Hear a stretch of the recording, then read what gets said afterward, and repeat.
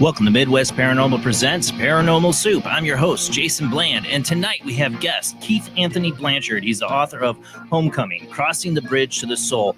I know he's a musician. He's a host of Center of Light Radio. He's traveled, I think, to India. He's talked to Sai Baba. I've been reading his book. I'm not done with it. I've been so behind. But it's really interesting. But he has had contact with extraterrestrial and celestial beings. This helped give him insight into his own life and into the future. We're going to get into that tonight with him, and we will open up the phone lines after the second commercial break as usual. We got a lot of weird to get to in the World Wide Web of Weird. There's a lot been going on in the world. So we got that. Thanks to everybody for sharing the show. Keep sharing the show. I'm just noticing more and more people sharing the show, and thank you for doing that. That's the best thing you can do to help the show out, let people know about Paranormal Soup. But I want to reiterate, thank you to everybody who does that. Thank you so much. But we got a lot to get to. We have a great guest tonight, so let's go ahead and get rolling into the show.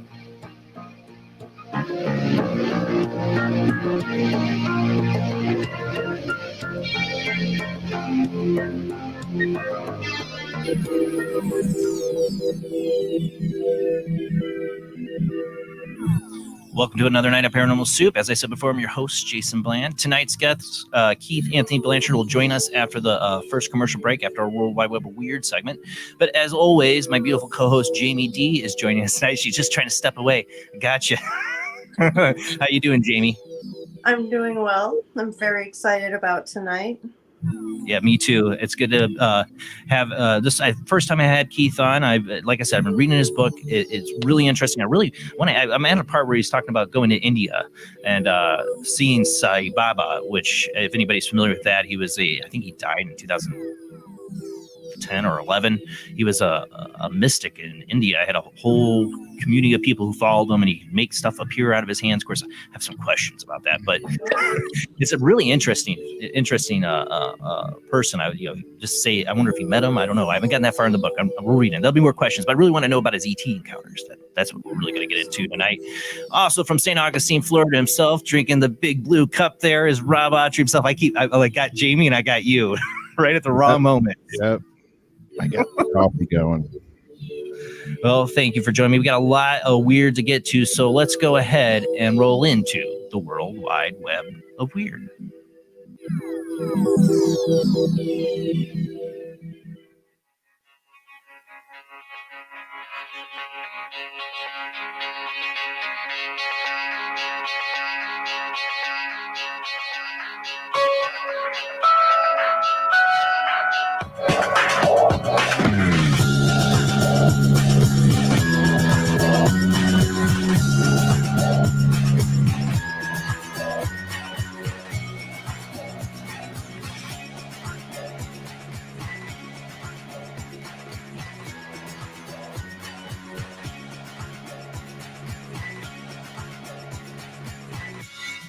Tonight on the World Wide Web of Weird, I thought we'd start off with something that kind of came out like last Sunday. I think this tweet happened with Elon Musk, and I didn't have time to add it to World Wide Web of Weird, but I kind of wanted to talk about it. Is aliens built the pyramids, tweets Elon Musk, and boy, did he get a lot of backlash for that. I want to talk about that because everybody knows I'm kind of a big ancient aliens kind of guy.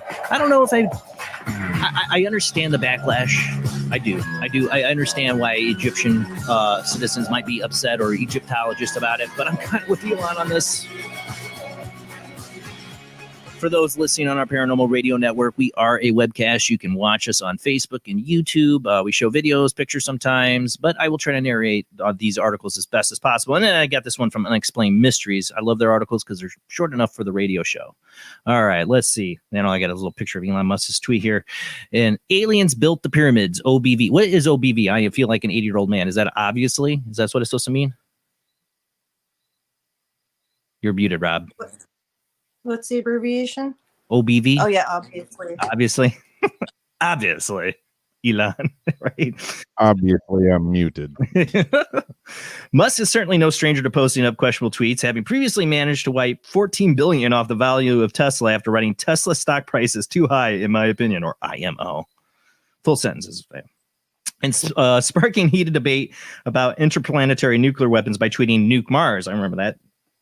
His latest unusual tweet, which he posted on Friday, reads, always came out Friday, aliens built the pyramids, OBV, or obviously. This 41-year-old man here doesn't know anything about these abbreviations on Twitter. His latest unusual tweet, which he posted on Friday, aliens built the pyramids, obviously. While the idea that the Egyptian pyramids were constructed with extraterrestrial assistance, it's certainly not a conspiracy theory. It's not the sort of thing you'd expect someone in Musk's position to write. His tweet immediately generated a slew of replies on social media, with some users criticizing his remarks and others wondering if he knows something the rest of us don't. No, he really, I don't think he does.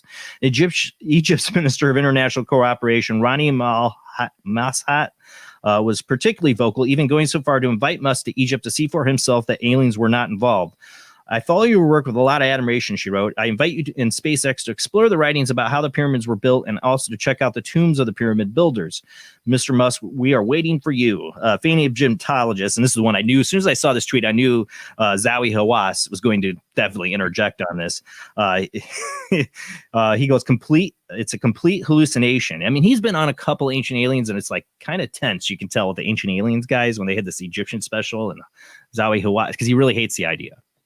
This is what I say, is that Egyptologists have still not totally explained the actual, proven that the pyramids have been built by the way they say they have. I'm with, sorry, I totally forgetting the last name. It had the water pump thing and that they built it with water. I thought that was really interesting concept. Yeah. I think Egyptians built the pyramids. I do. I think they were built based off of something more ancient that inspired them to do it. And they had more knowledge of technology we have no idea about now. Were some of those Egyptians actually ancient aliens? Right, mixed. I mean, there's a lot of theories that ignore my articles aren't working. Come on now. I think there's a lot to that waterlock or water channel theory. Waterlock. Who was that? Because I feel real bad. I can't remember. Oh, my friends listen to it. Yeah, I'm totally brain farting on that right now. Sorry, I didn't. All right, so on to that. Elon, like, there's things he does that I'm like, woohoo, Elon. And there's things he does. I'm like, oh my God, are you the Antichrist or something? I don't know. Like, you are evil. Like, go away. Have you not seen Terminator? Have you not seen any of the sci-fi movies? He has, because he's like me, a huge sci-fi fan. It's kind of like I root him on. Like, I would do a lot of cool stuff like he would if I had that kind of money, or at least people to invest that kind of money in my ideas. Well, this new one. Neuralink chip to offer superhuman hearing. Designed to enable man and machine to work together, Neuralink has been described by Musk as an answer to the existential threat of an artificial intelligence surpassing our own capabilities. Yeah, I mean, he's right. We're going to have this problem, but I think this will be the problem. In recent months, the SpaceX CEO has teased a whole host of features and capabilities for the chip, ranging from it's making it possible to stream music inside your head to helping people with anxiety and mood disorders. I don't need music streamed inside my head unless I was deaf. For a deaf person, cool. I think you should try to do that for them. But otherwise, you got ears. More recently, he also revealed that the chip offers the opportunity to experience superhuman hearing by extending the range of hearing beyond normal frequencies and amplitudes. Despite these claims, however, very little is actually known about the Neuralink chip, other than it will be somehow sewn into the brain to enable full bandwidth data streaming. Remember, I had this covered in Worldwide Weird a few years ago. He started testing this in like 2015 on monkeys. They've already been putting this stuff in monkeys' brains. No thanks. Yeah. Musk has often expressed concern that within a little as 5 years, artificial intelligence will start to exceed our own capabilities and pose an existential threat to the future of the human race. That I agree. We've both seen Terminator, Elon. I agree. Neuralink, he argues, could give us a fighting chance by leveling the... No, I don't want to level the playing field with the robots. I don't want us to become robots because you know what it becomes? Not that it's right. Well, it's like... Gattaca in a sense, people have seen the movie. It isn't that has nothing to do with artificial implants or brains or AI, but in the sense of a society where certain people can afford to genetically create their kids to be perfect and those who can't. Well, this will be people who can afford to become cyborgs will become like the ruling class, while the poor who can't afford all these upgrades and all this stuff will have the menial jobs. That's what I see happening with this kind of crap. That scares me. Yeah. It'll be the subterranean termites that, I just have to eat out of the trash can. I don't want to have to I ain't getting no chip in me. Sorry. All right. Well, I don't have to become Darth Vader just to keep up with the AI. I mean, come on. All right. Let's move on. This is something we've talked about on the show, and I thought this was really interesting, Arrow. So I better move on to this because it's a little long, a little bit. I've talked about this during the lockdown, how many times me and my wife are going outside looking for UFOs at night. And there's been studies. Oh, somebody's trying to call me. Don't call me now. No. All right. So this is The Cut from the website, thecut.com. UFOs are all we've got. Last Sunday around 2:30 in the afternoon, it's from the article, I got a push alert on my phone that a possible UFO had been seen in Long Beach, California. Unfortunately, it was probably just a fly. The news came from TMZ, which might have felt a little off-brand if UFOs weren't everyone's business lately. Think about it. TMZ doing stuff on UFOs. I never would have thought. Just last month, the New York Times published a big story about Pentagon's dedicated UFO unit.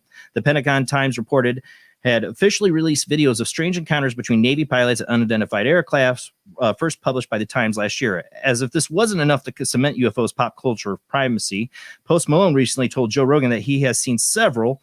Why would we suddenly believe in it? Because Post Malone, have you seen Post Malone? I'm just saying. Meanwhile, reported UFO sightings are on the rise in Canada, Belgium, and anecdotally, at least in the United States. Coincidentally, or maybe not, there are places that have also enforced stay-at-home orders over the same time frame. Chris Rutkowski, a ufology researcher in Canada, told CTV News, we're looking at the increase of about 50% from this time last year. So for some reason, people are reporting more UFOs during the lockdown. There are a few reasons why this might be happening. One, of course, is that aliens, many of them hot, are going wild, and there really are more UFOs in the skies than usual. I've heard anecdotal accounts that UFO sightings have risen during the coronavirus pandemic and associated lockdowns. Well, this article goes on. I can't read all of it. We're going to run out of time. But one of the things, I don't know if I can find the spot in here, but it talks about there's no national complete database for UFOs. There's MUFON, and there's a number of different organizations, but nowhere it's being correlated to see if there's been an uptick in UFOs, and that's what we need. I want to see. So that's the question: are we seeing more UFOs because we're just spending the time to look during the lockdown? I mean, I feel like there's been more postings and videos and more stories about UFOs, and it might be just because of the disclosure movement. But I feel like there's something, like there are more sightings. I'm not seeing any UFOs except for the one day on my vacation. I thought I might have saw something. I don't know. But I've been, I feel like more people are seeing them, but are they? We can't document that. I was trying to find that part in the article. And of course they talked to Nick Pope on this, but you saw a UFO during the lockdown, Rob? Or was that before the lockdown? It was kind of before it. But I've seen some questionable stuff recently. You've seen a lot of questionable stuff. I've seen a lot of questionable stuff. Real quick, I want to make sure our guest works here. We'll add him to the stream. You there, Keith? I want to make sure you work. I'm good, sir. Thank you very much. Awesome. I'm not over modulating. My mic's not too hot, is it? Nope, you sound great. Wonderful. We're just talking about have you seen UFOs during the lockdown? More of them? Oh, he went muted. I was going to ask Keith here if you see more UFOs during the lockdown. Oh, you're muted. You're muted, Keith. Aliens. on. Just saying I won't aliens. Yeah, just aliens.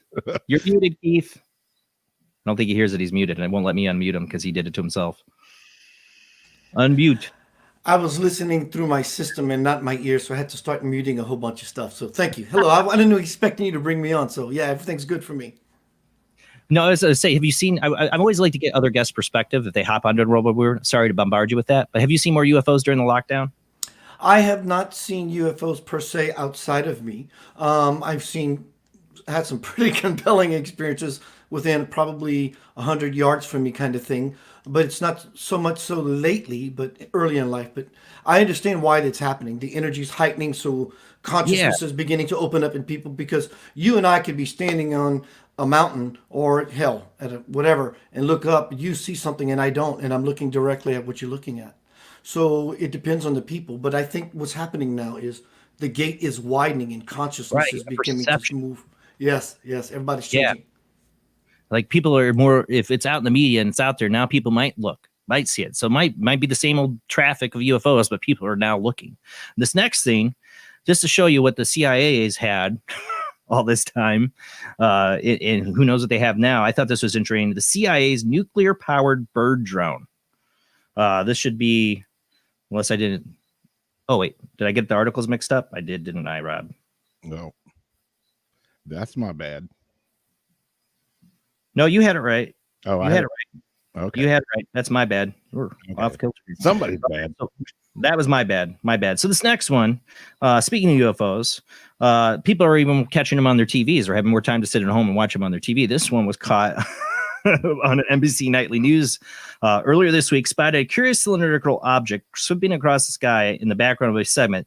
The intriguing moment reportedly occurred during the Monday night's broadcast as a program was dealing with how the Navajo Nation has been struggling with a water crisis at the same time as that their community is being ravaged by the coronavirus pandemic. As reporter Cynthia McFadden discusses these issues, a Native American woman is shown playing a drum with two fairly large white clouds in the sky behind her. And the scene takes a strange turn when a particular white object suddenly emerges from one of the clouds, flies in a straight line through the clear blue sky, and then vanishes behind the other cloud. Were it not for a viewer who spotted the strange scene and reported it to MUFON, the proverbial UFO sighting likely would have gone unnoticed by the world at large, as it lasted only a few seconds.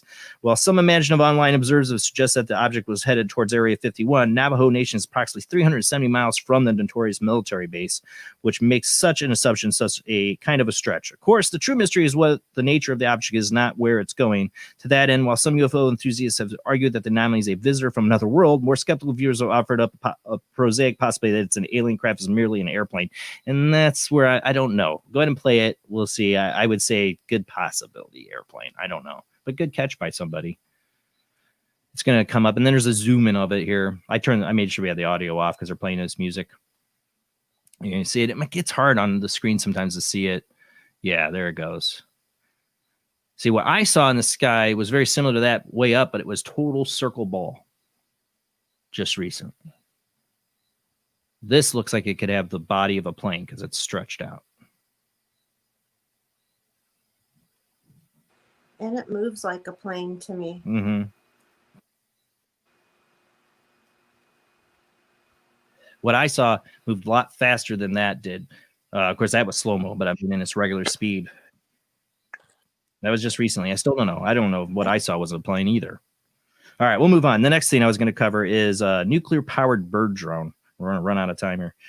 Revealed CIA's nuclear-powered bird drone, known as, and I think this thing's so cool, known as, and it's probably a horrible thing to have, but known Project Aquiline. The unusual device served as a precursor to today's unmanned aerial vehicles and was first conceived in the 1960s at a time when the United States was eager to find effective new ways to spy on activities of the Soviet Union. The bird-like propeller-driven drone was designed to look like a soaring bird from a distance, which would have helped it to evade detection while flying reconnaissance over the USSR.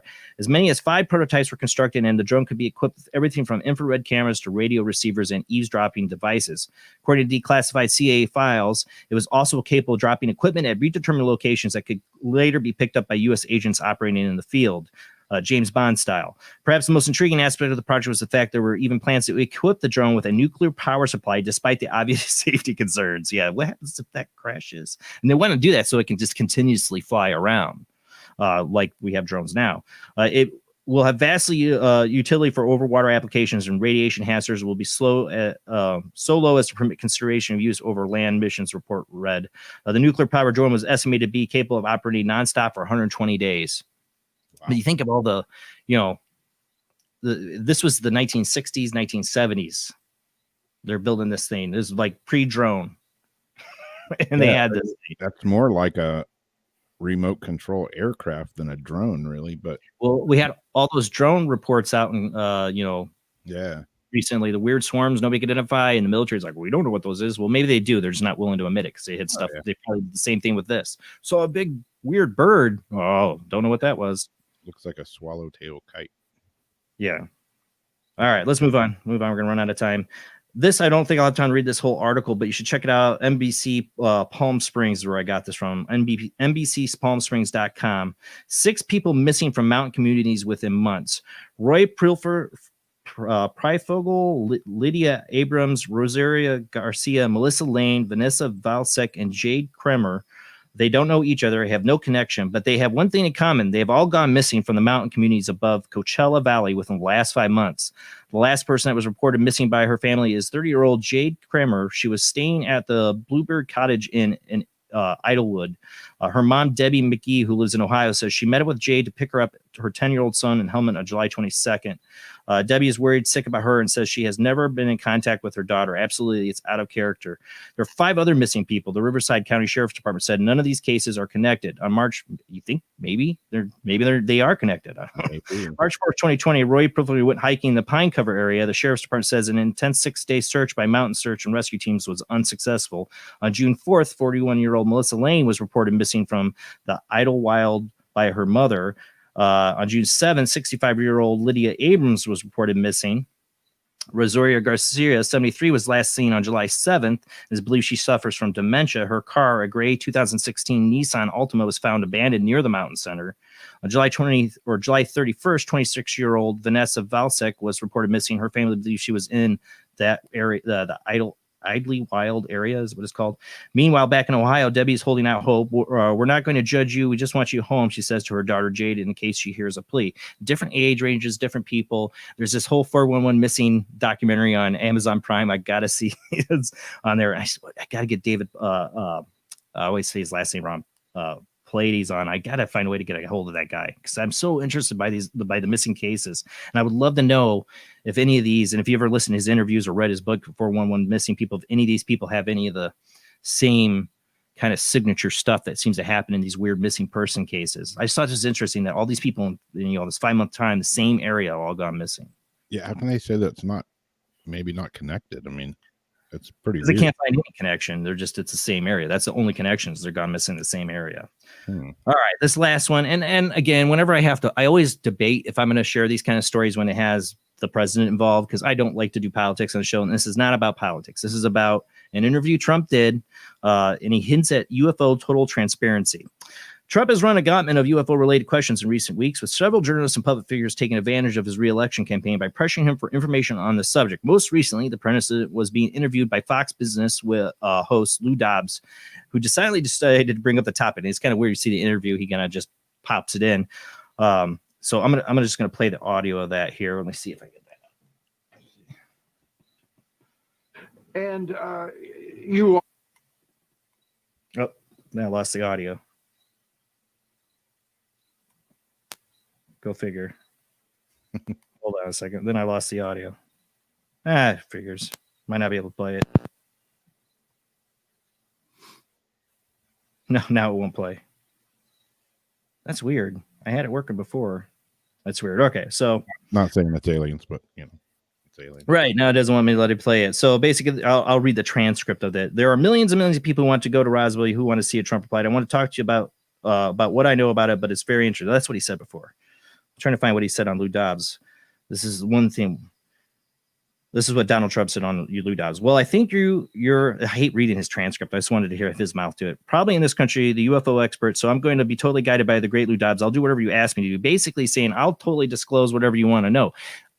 What would I keep saying? What would they actually tell? I don't think they tell the president much of anything. I was going to say, what does he actually know? Right. I mean, I don't think he's notorious for keeping his mouth shut about things. I'll tell you what I know. I don't know anything. But then again, I mean, there is things. I mean, I'm sure he has to keep his mouth shut about business deals and that. I guess he could look at it like that, or I don't know. But I have my serious doubts. Not just him. I mean, even Obama, Bush. Well, see, the Bush family. I think Bush Senior there, he had more information than any president did on UFOs and alien technology and that. But I really don't think they tell the president very much. For people getting up hopes that he's going to release it, I think if there was a president, this president would, because he doesn't care about anything. He would just totally do it. Yeah, I mean, that's the reason why they don't give people the information. Have that whole, Tesla or Nikola Tesla grandfather issued thing going there. So who knows? But it seems to be more and more. I mean, it just happens during campaigns. Candidates start, make a statement about I'll reveal UFOs, and then nothing. I'll do that. Well, that was then. This is now. Yeah. Then they get stay in office or get in office. They don't do anything. So my hopes aren't very high. I don't think they tell the president very much, but it is. I kind of find. I don't know. I just feel like there is something different about this time. That there is something going on in the background. We definitely see there's some kind of disclosure movement. It's something going on with the senators and wanting to know what's going to happen. I mean, is that good? I said last Sunday, is that going to be the October surprise? Because that's about all that's going to surprise us now is aliens landed down on the White House lawn or something. Yeah, it's going to take something like that. About all we got left in 2020. That's it for the World Wide Web of Weird. Tonight's guest, Keith Anthony Blanchard, you got a little preview of him. He's going to be coming on after this commercial break, and we're going to talk about his book, Homecoming, Crossing the Bridge to the Soul. And remember, we will open up the phone lines after the second commercial break. So if you want to call in tonight to ask some great questions, spiritual or what otherwise, or about ETs to our guests, wait till after the second commercial break. Not this one, the second one. We'll open up the phone lines then. All right, guys, we'll be right back after this short commercial break.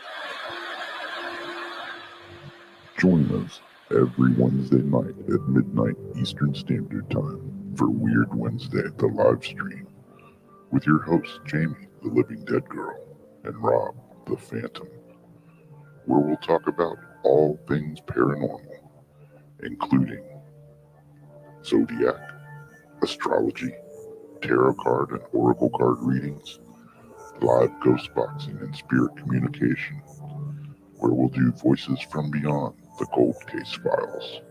So we hope you join us live on Facebook and YouTube every Wednesday night at midnight Eastern Standard Time. We hope to see you there. Bye-bye.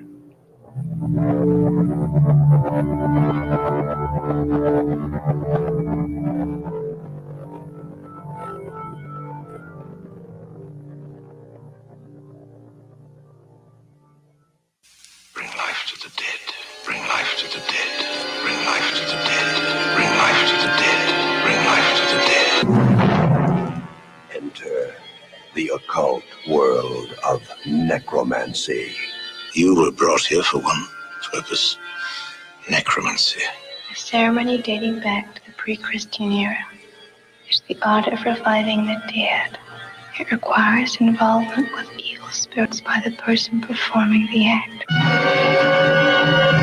The devil god brings life to the dead. No, please. No, please. And death to the living.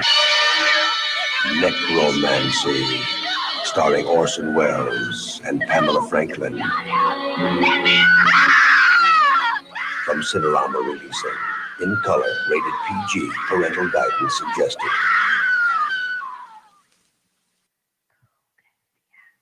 The international chart-topping Haunted Horror of Haverfordwest has been described as terrifyingly real, a must-read, shocking and chilling brilliance, genuinely worrying, utterly frightening. Don't read before bed. Described as one of the spookiest writers out there, best-selling author G.L. Davies presents Haunted Horror of Haverfordwest, the true paranormal account that is shocking the world. Dare you enter? Dare you read? Haunted Horror of Haverfordwest is available on Amazon, Barnes & Noble, Kindle, and wherever books are sold. Pray you never have to live there. He is conducting an experiment into the combined effects of sensory deprivation and hallucinatory drugs. The subject of the experiment is himself, and the experiment is out of control. Ken Russell's Altered States, a film that must not be missed, is in the West End now. Altered States, Certificate X.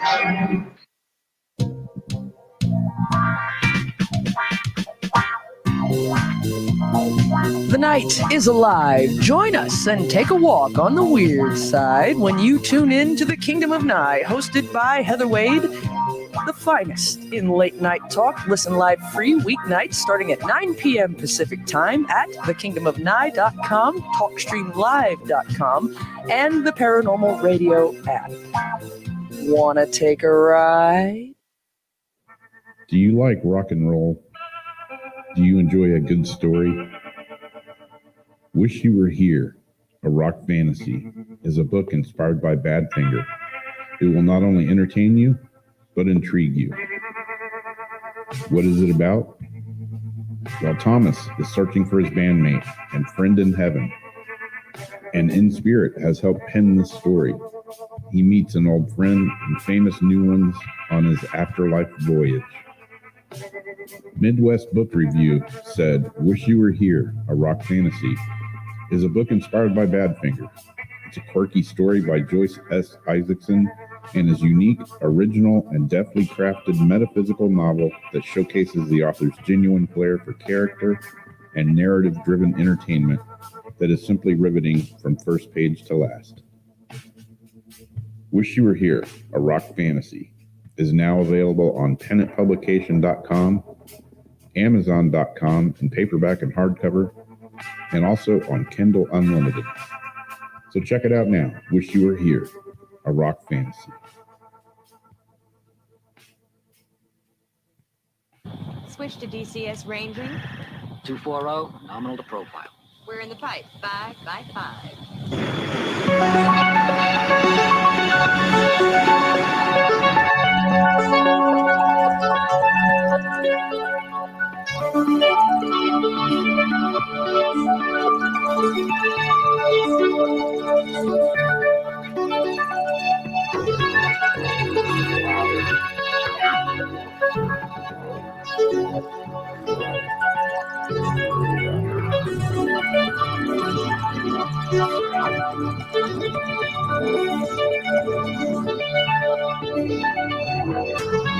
Tonight on Paranormal Soup, our guest is Keith Anthony Blanchard. He's the author of Homecoming, Crossing the Bridge to the Soul. Keith was born on November 30th, 1963 in Houma, Louisiana, and had a typical middle-class Catholic upbringing. In his early teens, he often entertained himself by pondering the big questions about God and the universe. Little did he know that day would come when those questions would form the spiritual foundation upon which he would build the rest of his life. In his late 20s, Keith went through a crisis that stripped him of everything he held dear and left him with no choice but to turn inwards for answers. This he did, but the peace and stability he so wanted still eluded him. When he was 32, extraterrestrial and celestial beings began to appear to him, sharing glimpses of his future and the world's. Not only did they enlighten and guide him, they instructed him to pass their messages on to the others so that they too could learn a higher way of living. Now 50 and living a peaceful, stable life, Keith continues to pursue his passion to both learn and teach about the truth. Keith's credo, why choose to believe when you can know? I want to know. That's how I am. I don't just believe. I need to know. That's maybe the Gnostic in me. I love that statement. Keith is also the host of Center of Light Radio as well, and he has also written 2 other books, The Divine Principle, Anchoring Heaven on Earth, and For the Love of God, A Spiritual Journey. It's a pleasure to have him on for the first time on the show, so let's go ahead and get right on into it.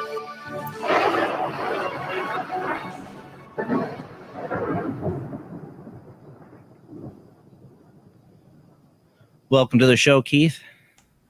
What's up, Jason? It's an honor to have you on the show tonight. I'm hoping we have a fun ride, that's for sure. Oh, yeah. So I've been way behind on books, but I have been starting to read your book.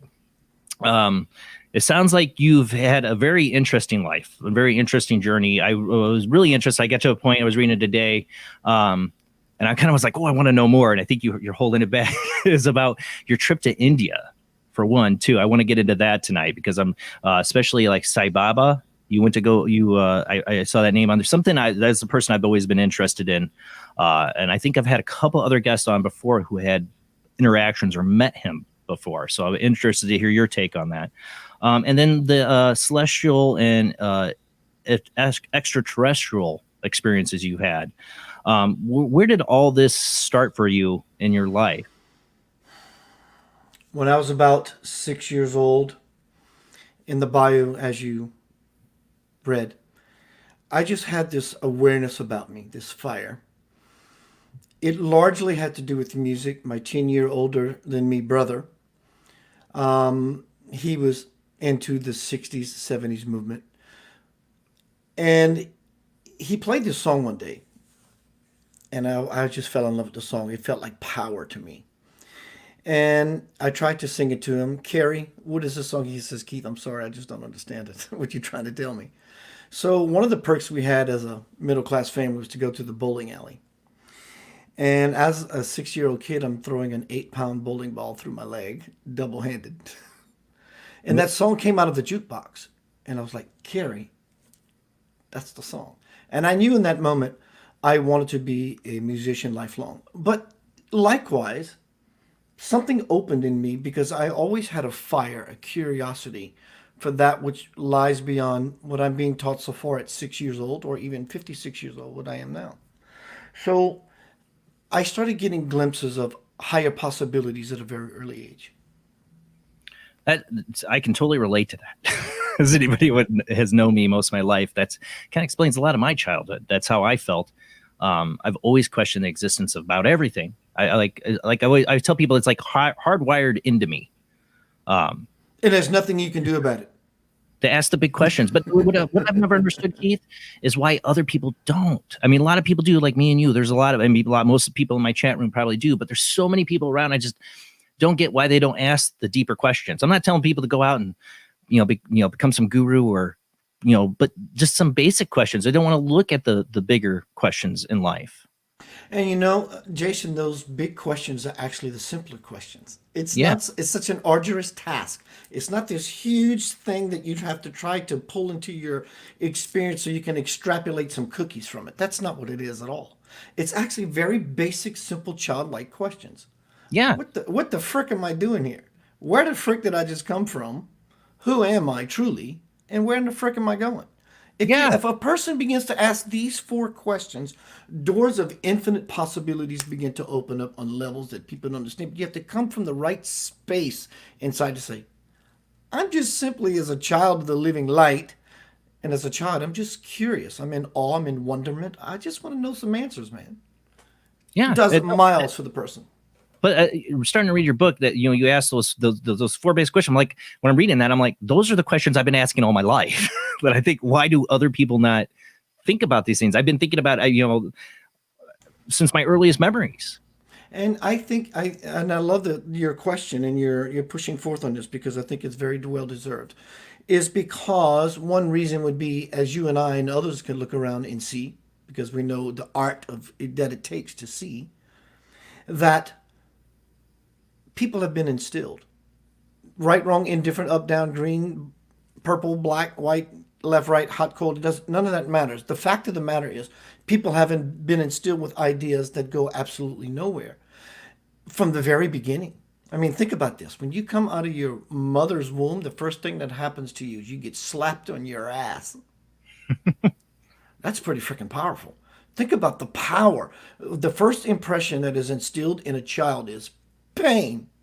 I understand it's for the purpose of the birth, and I get all that aspect. There has to be another way. Is it CBD oil? Whatever it is. Whatever it is. But I'll tell you what, I always love the story my mom tell of me, because they like had overdrugged her or whatever. So I think they drugged me, and I came out, instead of crying, I was like, drug. My first day on earth, I was high. I want to say hi. I want to say hi to Jamie and Rob. Thank you for allowing me to play in your space. Yeah, man. Blessings. Jamie, Rob, we've had joining us. speaking of like-minded people, that's, how you meet. That's what I love about this show. It's met people like them that are like-minded in the sense of asking these questions. I call them big questions. You call them simple questions, but either way, I just don't know why people they seem to look away from these questions. They don't want to know. People are afraid of their power. They're afraid of their true power because in a past life, whether you believe in past lives or not is irrelevant. The fact that you existed before you were here in some way or another has brought forth experiences that you really don't want to take responsibility for. And so therefore you're afraid of your power because you know that your erroneous use of it did smack you in the hiney. That's so true. I mean, with great power comes great responsibility. But it's the truth. If you're responsible for your being here, for your acceptance of this life or path that you chose, because we talk about this a lot on the show, especially, I'm a believer in reincarnation. I might question a lot of things, but I've had some personal experiences that really make me a believer in it. But if it means we pick this path, we pick this life, we're the ones in charge, then we're the ones to blame for everything happening to us right now. I actually do believe that, but that's a heavy load for some people. Taking responsibility is the mountain peak. And nobody wants to start to climb. But here's the gig. This is so simple. It's spirituality, reaching the highest consciousness, whatever you call it, God, Jesus, Buddha, your great-grandmother who was deliciously beautiful, whatever you want to call that thing. It's not hard. We always overshoot the target. So the simple questions are the big questions. And so forth and like. And we always effort to get to somewhere. The 1,000-year journey, it is a 1,000-year journey-ish to make a model.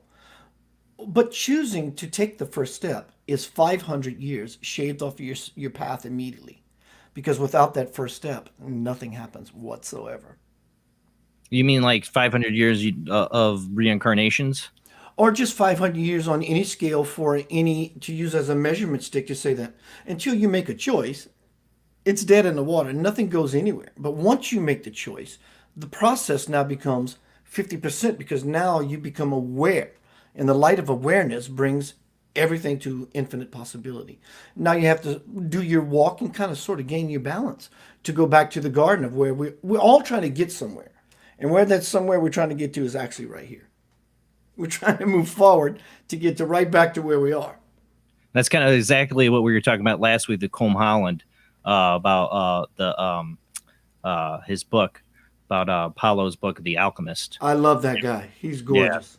Yeah. Kind of the journey where you have the, go in and search for the treasure and you find out at the end of the book, the treasure was right back where you had the vision, right, You had it the whole time. The treasure was inside of you. And people are like, man, that's a drip off.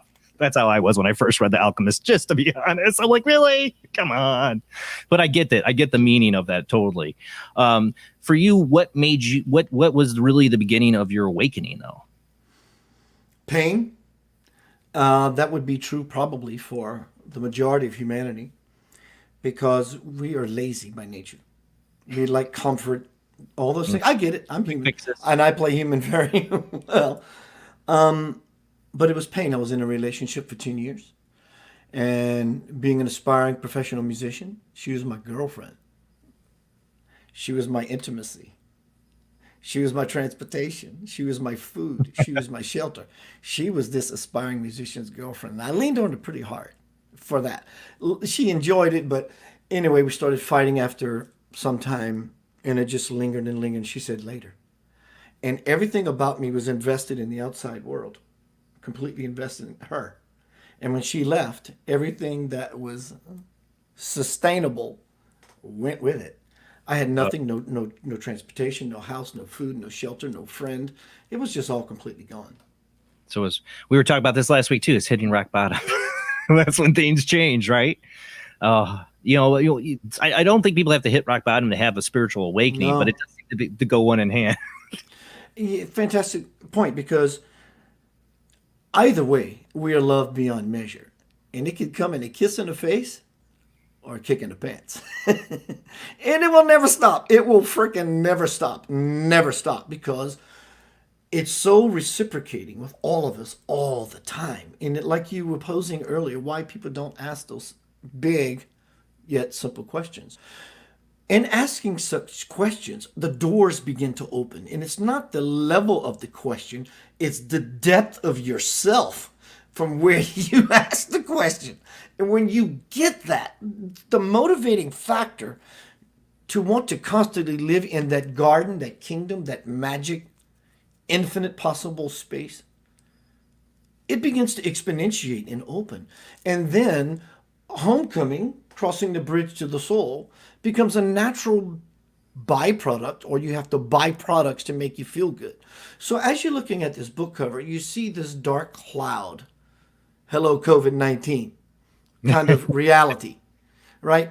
And eventually, when someone takes the 50% journey by making the choice to walk across the abyss into new territory, when you get about 3/4 way there, packets of light begin to open up inside of a person. And things get really easy really quick. I would like to always offer this model. It's never, ever, ever about effort, struggle, or strain.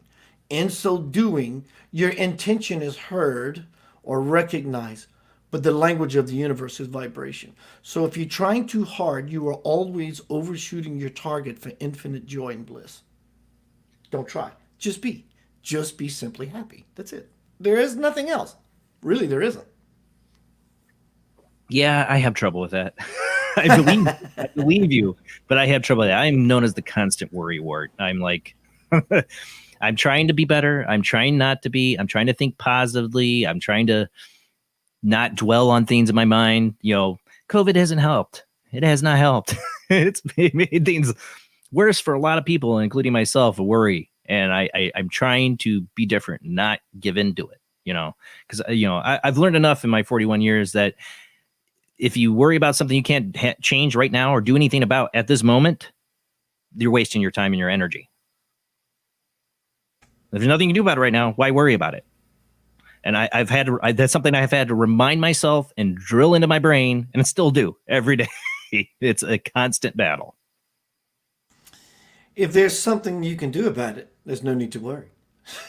If there's nothing you can do about it, there's no need to worry. Right. So worry becomes this process of ill-minded or dis-ease way of poisonous, cyclical, ongoing way of thinking, and creates ongoing feeling and then ongoing doing, and life turns to really quick. Yes.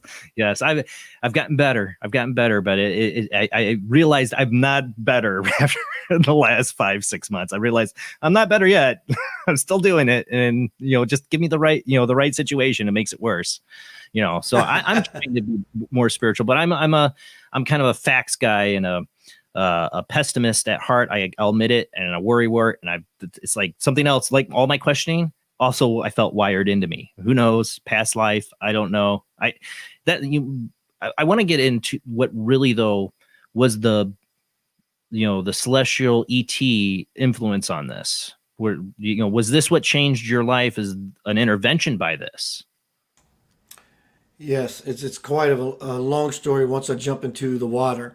So I don't know your break time, but we go to break at the top of the hour, so you got about 40 minutes or more. Oh, good. When I was about 8, 9 years old. Like I said earlier, I had this natural, like you, inquisitiveness. I wanted to know, just curiosity. Not necessarily, at least for me, pessimism, but just wonderment. I just want to know. 8 years old, coincidentally, I was an altar boy. I became an altar boy. Coincidentally, I started having these visits. I was raised Catholic, believed in whatever boogeymen, dogs. I had a fear of big dogs. And whatever demons and or devils that go along with Catholicism were in the backyard, the dark, big, pitch black backyard. I want to know part of that. Why would I be at 8 o'clock, 9 years old at 2:30, 3 o'clock in the morning, hanging out in the backyard? It just doesn't make any sense. Conscious you're in the backyard. You're just standing in the backyard. That's correct. I would have no recollection of going out. And with all these fears of boogeymen, demons, devils, and big dogs, when I came to state of consciousness, standing in that backyard that I would swear to you I wouldn't do, I had none of that. I was just standing there in bewilderment. What the frick?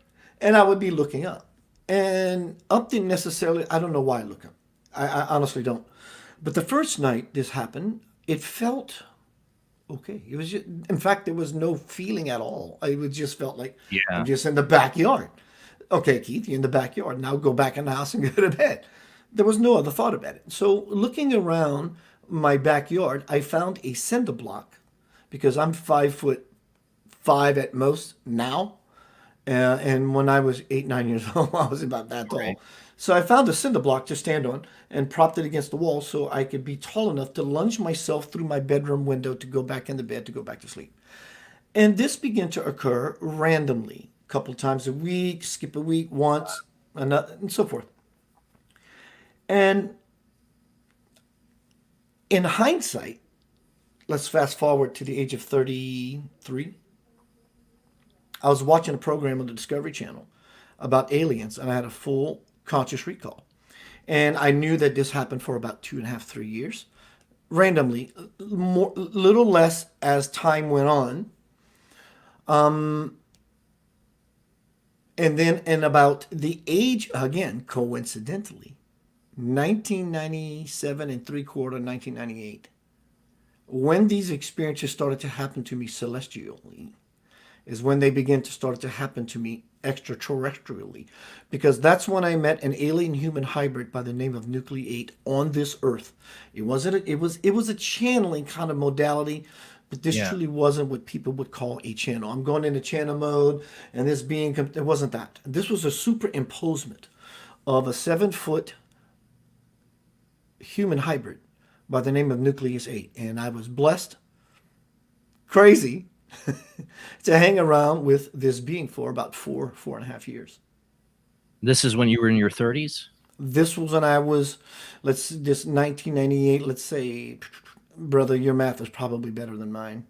I would say 30, yes. 1998 with 2008, and I would say this would be in my 30s, yeah. I know I was like 16, 17. That's when I saw my first big UFO. That is 97. How did you feel when you saw that? If I may ask the question.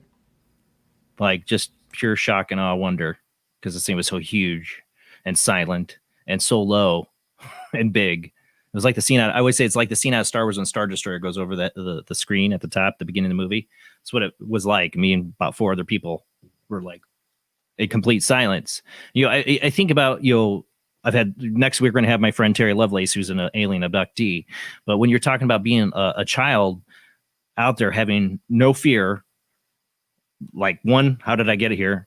2, I'm here outside, you know, you're probably in your pajamas, you know, no fear. And then you just find your way and get back inside. I mean, for 1, how'd you get out? You know, but it just seems to be such a common experience for people who are either contactees or abductees, to just have that fear just taken away for that time being, and they just go back to bed. And for me, when I did get back into the bedroom window in this ongoing experience, in fact, it never occurred to me to go, how did I get out the window? Why I keep doing this? Right. I just never questioned it. heck, for all I know, my mom and my cousins next door who live next door to me, my cousins, that they're doing it too. I didn't know any different. In fact, I so forgot about it. It took the age of 32 to open up this packet of knowing to finally bring me to the space of this doesn't happen to everybody. Right. Well, Nucleus 8. So this, you say it's not a channel. You didn't like totally like channel. Was this a physical meeting? Did you physically see this person? 1998, I was attending every other week a metaphysical service here in Memphis, Tennessee, at a place called the Connection Center. And one day, 15, 20 minutes before the doors open, I'm waiting in line, and a sister friend of mine, Laura, crazy girl, bouncy, bouncy, bouncy, kind of a spiritual girl, just giggly, comes bouncing down the line. Hey, Keith, how you doing? Da, da, da, da. And she's always acting goofy. And she says, Keith, do you want to meet an alien being? And I said, so do I. So I'm thinking, that's Laura being goofy, but I can tell. I know her so well. She's being serious. I said, I do. She says, follow me. I said, oh, shit. I knew something intuitively, Jason, something was about to happen. What that was, I was trying to premeditate what that something would be. I didn't know whether to expect a little green man was going to jump from behind the wall and say nanu nanu or live long and prosper. I had no idea, but I was trying my best. And my friend Laura brings me up to the backside of this 5'1" woman and says, Keith, meet Nucleus 8. Nucleus 8, meet Keith Blanchard. And this little 5' woman turns around, and the voice that comes out of this being is literally impossible. She talks with a mousy voice like this. There's no way, her being a musician, her vocal cords cannot be able to resonate this kind of low texture to where such gutturalness would come out. And when he turned around, he's masculine, 7 foot tall, and she's 5'1" woman. The voice that came out, the first thing it said was, what do you want from me? I was like, what a strange way to greet somebody. And he started laughing at me, and he said, you want some help with that? Wink, wink, breaking the ice. And I said, sure. And the first thing it said was, you want data. It didn't say coffee, pizza, have a movie, have a beer, hang out. None of that. It says, you want data. And we began a friendship for about 4.5 years. Now, Nucleus 8 he can monitor awareness in 6 dimensions simultaneously. He's fourth. When I knew him back in 1998, which started the beginning for 4 years, he was 4,720 years old in one lifespan. Their technology is such that before you die, provided you don't get your head cut off, that they can rejuvenate you for half that time. And then for the third time, they can rejuvenate you half that time. After which you are completely done. You ascend to another level and become whatever. But that is when many experiences done through, to, for, and in front of me with Dr. Rex Hare, who's a 40-year clinical psychologist, married to the woman, it gets crazy. It simply gets crazy. And deep into the rabbit hole of a psychologist, bringing in his colleagues and his peers to say, be with me in my session. What is this? What is happening? They said, good luck. You're on your own. And so there are books. If you want, anyone out there wants to contact me, there is a free book called Heroic Nucleus 8, the 15-year experience with Dr. Rex Hare. Contact me, Keith Anthony Blanchard at Gmail, and I'll send you the link. It's free. And it'll tell you about the 15 years this 40-year clinical psychologist was married to Margie, or Star One, being the portal for such an amazing energy, which happens to be head of security, the Lord of security for this quadrant of the Milky Way galaxy. You know, I've been up in the air about people who channel aliens. We've had them on the show. We've had guests that on. You know, it's hard for me because is it real? Is it not? I don't know. What for you made it real? That besides the voice modulation, I understand that. I'm a vocalist. I get that too. I've seen that, you know, but what really made it real that you're not being fed a bunch of crap? And just be honest, you know, I mean, I love the question. I absolutely love the question because it's real and it's honest and it deserves an answer. And the only answer I can give is from my absolute experience that I would swear on whatever's most sacred to anyone, but for me, I would put my hand on that, so to speak, book. What happened to me the first time was I was impressed, honestly, to use a word, when the voice spoke that first time. I was like, what is that? So it threw me in a wobble, trying to find my way in the wobble.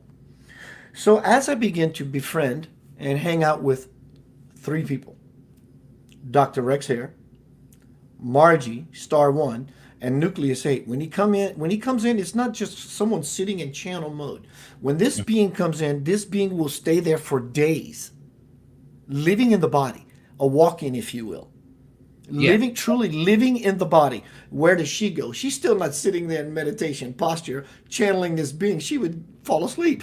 Right. She's somewhere else visiting other civilizations, hanging out with people, eating supper, whatever they eat at their table. Switch. So she goes where he goes? Where he's from? She just goes wherever she wants. In other words, her consciousness and spirit, if you will, is released from her body in that moment because he's now dwelling. When she was younger, she was abused and they saved her. And because of the abuse, eventually, she went to Dr. Rex Hare because he's a psychologist.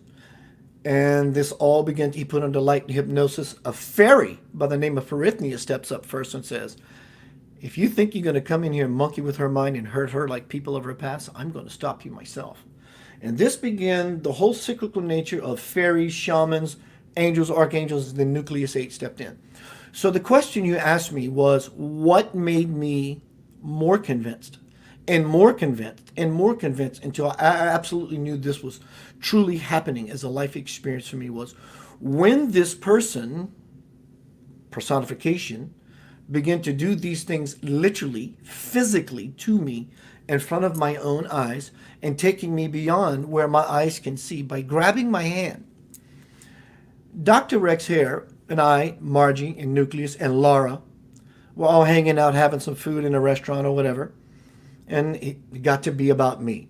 All right. So the focus is on me. Dr. Rex Hare says, Keith, being a psychologist I am, can I come poke around in your mind a little bit, make sure everything is balanced for you? I said, sure.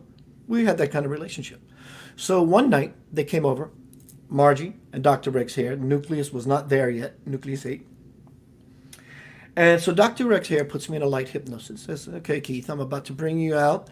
And as he's bringing me out, he's saying, Keith, everything seems fine. You seem happy. I said, yeah, I don't have any baggage. I'm okay. I understand life. I had my kick in the ass. I'm good. And right before he counts me out, Nucleus 8 steps in and whispers in my ear and says, hey, Keith. I said, Nucleus, what's going on, dude? He goes, you remember that journey I've been promising? I said, yes. He goes, you ready? I said, hell yeah. He says, give me your hand. So I give him my hand. And he says, don't do anything. He said, you're already starting trying to do something. Don't do anything. Just give me your hand and let go. That's all right. So I'm laying on my back. He did not put me in hypnosis. This is not fabricated in any way, shape, form, or fashion. I'm laying there just chill, and I give him my hand. And he begins to pull on my hand as if I'm pulling on the shirt. And everything I know about me is my consciousness. This is at the beginning of my spiritual walk. Begins to leave my body through my arm as in his tug. My consciousness leaves my body. In fact, it's on this side. It was on the right side. And I get out about 5 feet. And I stay there. It seemed a little while. Time gets a little squirrely in there. But it was very short. And I snapped back in. And he said, what's the matter?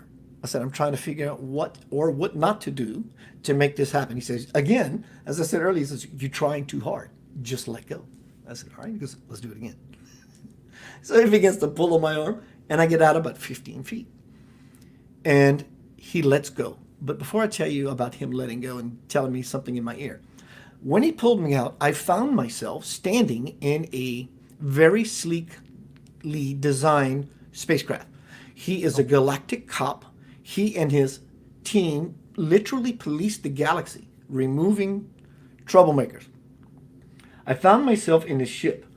And as I'm standing in here, there was nothing weird and wild about it. It was just natural, but it was just new. And my first thought were, where are all the chairs? Out of the wall came all these chairs. And when I'm done with the thought, all the chairs go back on the wall. And they conserve energy on every possible level. So I'm aboard this craft, and when you start playing in these levels of reality, I'd simply call them packets of light. It's a simple way of describing something that holds everything. It's kind of like a computer chip. It's simply just comprised of everything. And when you get into these experiences, there's so much information in there. And so when I was done with that experience, he's now back in my ear saying, I have to let go. I can't do this anymore, Keith. Some part of you is still holding on. And I cannot, it will not violate your free will. And he says, what did you see? And then I proceeded to tell him my experience aboard his craft that I just described. See, you're talking about like my dream experience because I'm a big spaceship fan, sci-fi fan. I would love to see inside of an alien craft. But this is what I find interesting because you're not the first guest that's very similar to some other guests I've had that are contactees, where they talk about being physically here, meeting a walk-in or meeting somebody who is actually claiming to be an alien being, and then taking them out of their body and putting them on another craft. They don't know if they're teleporting. Is their body still back there? What's going on? But they're there. They feel like it's real, physical. They're there on another craft, and they didn't hop on the ship. They were literally teleported there. And thank you for triggering this in me. And I've thought this many times before. There's a knowing. I really honestly don't think I was taken. Somehow my body followed suit, followed command, simply went outside to play the game out. I know absolutely I was not taken. A lot of interviews I've done, not a lot, some in the past, 2 in particular, they went down in flames because they wanted to hear information about laying on a table and getting a probe stuck up you wazoo. That's just not me. That's different experiences. Sure, this is completely different. I like the conspiracy theory stuff. I like the dark stuff. It's fun. When you go to the amusement park, you don't get on the Ferris wheel. You get on the roller coaster because it's dark and it scares the living bejesus out of you. So I like all that stuff too. But I never felt violated. So I don't think I was taken. Definitely not beyond my will. But I think it was sort of like if I was aboard a craft, at least at that early stage in my life, it was like, hey, Keith, you told me to come by on Friday night, pick you up. We're all going to the football game. We're going to eat pizza. Then that's what happened. It wasn't like, let's just go take Keith out of his bed. Well, I never felt that. The other guest I've had, like Terry Lovelace next week, he's got the alien probe thing. It's not a pleasant ride. It's not something you would want. But I've had other guests on that have had the contactee experience, like you, where, like I said, they end up on another. They end up like you. A physical contact with somebody, and they're like, we're going to take you to our ship now. And it's not like the ship comes down and takes them. They literally like, boom, boom, you're in it. You're there. You're seeing it. You're seeing Jupiter. You're seeing Saturn. They're getting all this information. They're experiencing all this stuff, and they don't know if they're even physically there. It's like, that's what I find so fascinating about the contactee experience. That's what I differentiate it as the contactee experience. And then there's the abduction experience. It seems we got different players in the table, that are doing different things, different agendas. And I think that's where a lot of the confusion comes from is, everybody, the alien probe thing, that's like a whole other against somebody's will scenario. This, you went, they asked you, do you want to come? Do you want to take a ride, Keith? And you said yes. And I would have been like, yeah, I want to come. And that's phenomenal. I love thank you. You said that very well. And you put that very well, because that you described exactly what happens to me. When I go ride with my friends, I call them the others, to the football game on the way, I'm just hanging out with these beings. I'm not being taken. I'm actually just simply becoming aware of being on what they have, which we would call a couch in their living room. And it's all about the children. I'm just sitting there hanging out. And in this hanging out, there is a loud, a deafening volume of silence, which has all the information, all the conversations happening. And in this swirling and twirling about, like you said, you begin, here's the planet Jupiter, and it has this many moons, and you just start knowing things. It's just sort of like this unspoken conversation of just being in a different way of playing. So it's definitely not about hardware. It's about software, not being hard. It's about being soft. And in that silence is volumes of realities. I've always been fascinated too by the whole walk-in thing. I'm a big sci-fi fan. And, I've seen K-Pax, that's what, the idea of being, I've always thought, even since my childhood, I've been fascinated with sci-fi and all that, is if aliens were to find the most economic free way to travel, it'd be a quantum leap. You know, they'd be able to jump into somebody else's body. You don't have to take a ship. You don't have to do anything. You can figure out how to transmute the cosmos and hop into another alien being's life. What a better way to experience their culture and find out more about a civilization by just hopping in their body. You know, you don't have to take a ship. You don't have to worry about interfering or them dissecting you or anything like that. Yeah, I definitely don't want to be dissected. And you know, there are those beings here who truly, they're called human beings. I mean, frick. I mean, people want to talk about aliens in space. We can't grasp that until we look at the aliens on the Earth. How can you grasp that which is larger than what your grasping ability is? I mean, if you want to see extraterrestrials or celestials, you have to grasp the simple, horrible aliens that live on this planet. Because anything that goes contrary to the welfare of humanity is alien. It is not of Mother Earth. It's extraterrestrial. We are of the Earth. We are children of the light who is birthed through the cosmic womb, through Gaia, and here we are. And then anything that goes against that plan is extraterrestrial. It's just not in the nature of what is intended here on this beautiful jewel floating in space. It's not. Now, interesting. You said that Nucleus 8 was a kind of a galactic cop for the area. That implies that there's bad guys, that there are nefarious other aliens trying to pull off stuff. That's the only reason we need a galactic cop, right? You know, do you believe there are the bad walk-ins and bad entities here on this planet now? Absolutely. And not only on this planet, we embody them ourselves. Just have somebody trigger you and see how you respond. So we're all vessel. Was that? I'm sorry. So we got enough bad humans. But yeah, let's call them they in quotes. They are here. They are here, and they're in many guises. We can't just say political. Well, that seems to be the most apparent one. But, you know, we have to be honest. There's a lot of weird, not just the political. Political's just crazy. But there's a lot of weird stuff that's happened in the last few years, and especially this year, that makes you wonder if there's some nefarious extraterrestrial influence, maybe. You know? Yeah, there are absolute influences everywhere on levels we can't see. Nucleus 8 can monitor 6 dimensions. So, you know, we're doing well with 2 that we most know of, but there's actually 4. There's many. But 1 is our waking state of consciousness. And 2 would be sleeping state of consciousness. But when you become aware in the sleeping state of consciousness, that would be 3. But when you daydream in the waking state of consciousness and you get really good at it, that would be 4. And so we bounce between these different aspects of these different 4 corners, if you will, of ourselves.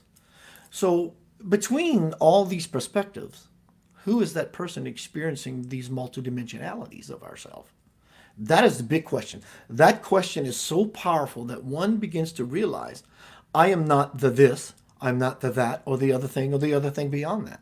I am the one that is steadfast focused with such an awareness about myself. This is all just a simple play of movement. So in this regard, everything is truly extraterrestrial and or celestial. In our own spin of how we manipulate this energy has a great and powerful influence of what one will bring into their experience on any level, be it physical, extraterrestrial, and or celestial. It's basically being open. Some people are not open consciously, and it causes a lot of grief in their life. They wish that door was never open. A lot of people, remember, I'm pessimistic. I think a lot of people have that issue, and I can at times too. I think I've been more open than a lot of people I know since I was childhood. I don't know why. It's something that's been wired in me. I mean, ever since I was a little kid, I didn't buy the whole biblical scenario or any religion. I believe that aliens had influence over our history. It's just something that's like ingrained, like a knowing that maybe you know, parental influence a little bit. I mean, my mom had a copy of Chariots of the Gods by Eric von Daniken, you know, those kind of things. But I just swear it's like an inner knowing that there's this extraterrestrial influence, and I don't know why. Now I'm starting to dwell a little more into my experiences that I've had over the years. It took me a long time to finally look at. And that's why I find interesting about your story, being an 8-year-old boy and how you look away from it. You don't question why you're out in the middle of the field, because that's how it works. They get you they get you to look away from things that should be obvious to you, to have big questions about, like experiences. And how that works, I don't know, but it took me a long time until, the last couple of years to realize, like, I'm into the paranormal. I believed in aliens. Why did I look away from these experiences? Why did I not relate that I'm having experiences, but look away from it? It's a weird thing to realize, how the consciousness can, you just look away from things, even if you have an interest and an open mind like mine, and still look away from it, like these experiences. Now, did Nucleus 8 ever give you any insights to what happened to you as a child? He did not. He did not. Our relationship was truly a friendship. He did poke. He did pry. And you will never escape a riddle from him. If he puts you in a situation and he's being serious and he wants to ask you a question, there's no way. You can say, no, I was. He said, no, are you trying to dodge me? And this is truly not the person that is Margie. This is completely different. In fact, the intellect is alien, meaning foreign. The language, the word usage, the robustness. But he never imparted to me things about my childhood. It was truly a hanging out, good to see each other, man. How are you this week? Brotherhood. He would share some stories with me about being on the station, his role. He and his team often would move about the galaxy and help stars to be born. You were talking about some of the nefarious beings in the universe as to why he would be such a cop. Then he wouldn't have to be a cop if there were not other bad beings moving about. Very good question. It gets really deep. His mother was a tall gray. His father was an Egyptian king. Which king, I don't know. An Egyptian king. He was grown. Hence his name is Nucleus, the center. Head of security, center of security, lord of security for this quadrant of the galaxy. He was created with a purpose, hence his name Nucleus. He was number 8 in his name, Nucleus 8. He is number 8 on a board of 12 in a galactic federation. So, yeah.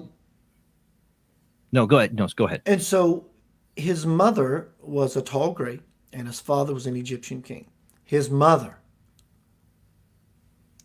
was not nice. What was that show that came and made a series? It was a movie, V.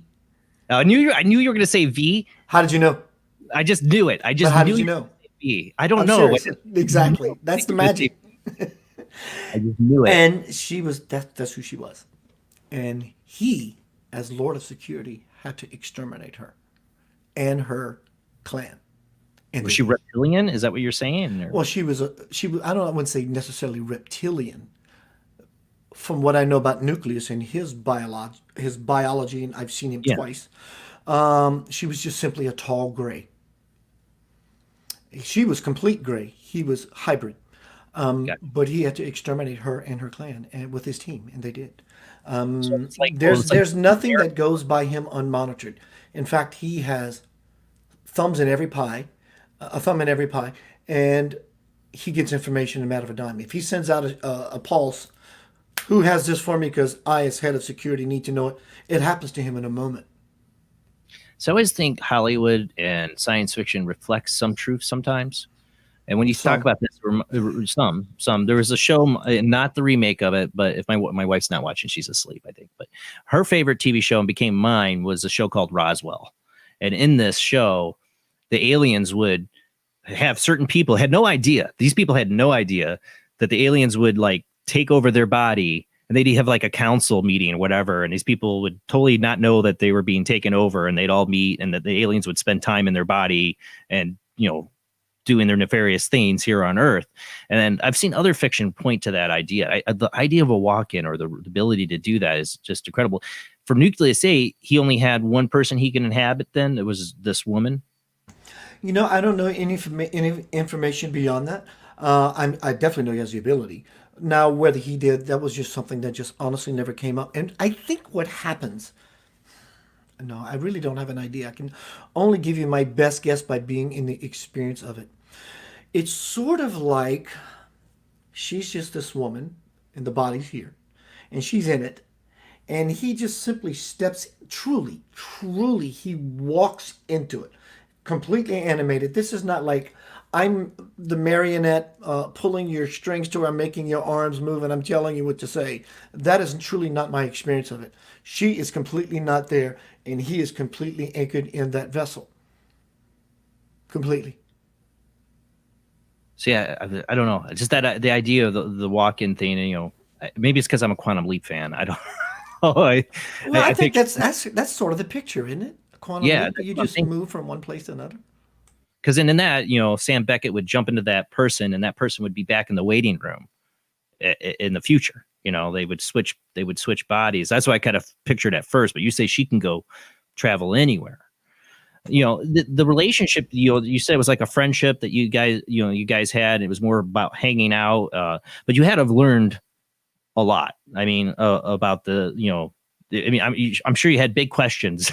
I would for Nucleus 8 to tell you kind of what, you know, what is the nature of reality? Who, you know, those big questions or the simple questions. The questions, again, it was just a friendship. He would divulge lots of things to me. He would, you know, hey man, wait in the future when you learn what's happening on the moon. I mean, things like that. And you can't leave that. You know, I'm a big person about the moon. We talk about this on the show all the time. And if they get okay, so you got to tell me, what did he tell you? Did he tell you anything more? Well, I will tell you this. I'll do you one better. I don't know much about the moon, and it sounds like vague and cop out. I'm not going to go there. Not there. I'm just not. I don't have the information. But what I will do for any of you, anyone, I still speak to him after 14 years, which happened a few years ago. Had Rex Hare, the psychologist, on my radio show on Center of Light Radio as the first guest, which he came back after 14 years and we kindled our relationship again. I'll send you our conversation for the last 2 years. Yeah, I would like to. I would just definitely. If you want to have something fun to read and just get into some crazy nonsense. But But it was never like that. I did ask questions here and there, and he would divulge them. And sometimes he'd say, "Keith, you have to go inside of yourself and look for that answer." He was always diligent that way. But I know some things in here that will pique your curiosity. I bet. See, I always talk on the show. I believe the moon's a Death Star alien space station up there. Just my personal opinion. Just data I've collected and feel like is a good possibility that's what it is. I know it goes back to my fascination with the interviews of Art Bell and John Lear and him talking about the moon being a soul capacitor and stuff. Right. Just been fascinated by that. And then there's some stuff I didn't think about, stuff I've had when I'm trying to discover about my own experience with maybe aliens that have to do with the moon. That I think that's why I have that interest. He just basically said in the future, this was back in the 1998 days. In fact, I would think this would be about 99 to 2000 is when he said, just wait till you glean what's happening on the dark side of the moon. Yep, In fact, if you would, if I remember correctly, now I don't know how to find this information. I do know that I think this would be the Ronald Reagan days, that Nucleus called me one night and said, hey, Keith, I just came into the atmosphere. And when they come into this local space, there's a burst of gamma ray radiation. And he says, I was fired upon by the Star Wars program. He says, you're going to read about it tomorrow in the news, or they're going to speak about it tomorrow in the news. And it sure did happen. So if anyone can use those keywords or look up on Google, the late 80s, so I'm 56, you can do the math, I'm 56. This happened in 99, 2000, play with that figure. Star Wars program fires off. They fired off at Nucleus and he was missed.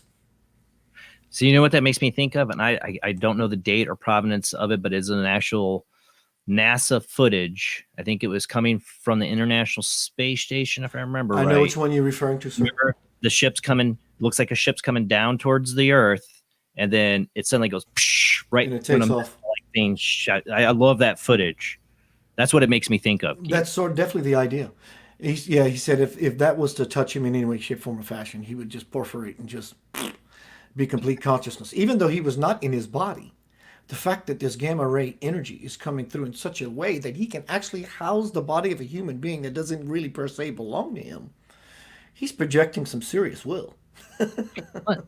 That's where, there's one thing being a sci-fi fan. I feel like sci-fi is always, it's getting better at, but we can't grasp what an alien Federation actually is like and the technology they have, because it would, it's the Isaac Asimov, what would look like magic to us, their technology. The fact that they've reached a point of technology, they understand how to manipulate the soul in a way to use the soul to travel to another body. They're understanding beyond just our regular physics. They're understanding stuff in the deep realms of the afterlife and on.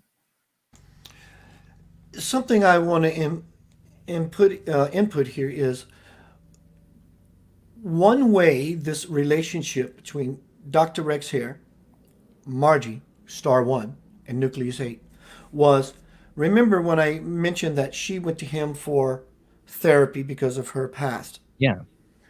But also, coincidentally, Nucleus 8 being half gray, half human, had some very strong human emotional imbalances. That this all worked out to where Nucleus was worked on psychologically by Dr. Rex Hare, 40-year clinical psychologist, to help him balance his emotional self. So he can become heroic Nucleus 8, not only to have the capacity and the intelligence of this 4,720 at that time year-old being, but to have the wits, consciousness, and awareness about himself to monitor 6 dimensions at the same time. All that bang inside of being a balanced emotional being. So Nucleus's birth, growing, intention to be head of security has been very, very successful. Hence the book by Dr. Rex Hare, Heroic Nucleus 8. He had to extinguish his mother and her clan. He was betrayed by a friend called Adam. A lot of these beings that live on their station are heavy alien human hybrid, and then a lot of these beings on their station are heavy human alien hybrid. So it's sort of like mutts. There's a flux in different beings, and it's like deep space time. Absolutely, completely, absolutely. See, I don't like getting too deep into this because I'm still kind of figuring this stuff out on my own. There's a very vivid, I don't know if it was dream or if I was taken, where I was taken to the dark side of the moon, and I went to this place where it was beyond the Star Wars cantina. What I saw, like when it comes to alien beings, it was more variety than the Star Wars cantina. If you've seen Star Wars and all the different aliens, it was beyond that variety, and it was a lot bigger. And I looked away from it, just a dream. But then I read Terry Lovelace's book and heard him in an interview talk about his experiences with the dark side of the moon and base. I'm like, God, that sounds just like that really vivid dream I had that I woke up from sweating. Was that a real experience? I don't know. That's the stuff I'm dealing with right now. We'll hang there. We're going to come back. I want to talk more about your book, Homecoming, the Crossing the Bridge to the Soul, when we come back, and we will open up the phone lines. God, that's the second week in a row I hit the wrong bumper music. What is wrong with my fingers? All right, guys, we'll be back with a short commercial break. And like I said, we will open up the phone lines. If you have your questions, call in and tell us, have you had an alien contactee experience or an abductee experience? I'm still discovering mine. I don't know what mine is. I don't know if I've had an experience. Wild imagination. I'm still trying to figure it out. So that's why I've had a lot of alien contactee and abductee people on in the last year, because I'm still kind of discovering by myself some of the weird stuff that's happened to me. All right, guys, we'll be right back after this short commercial break.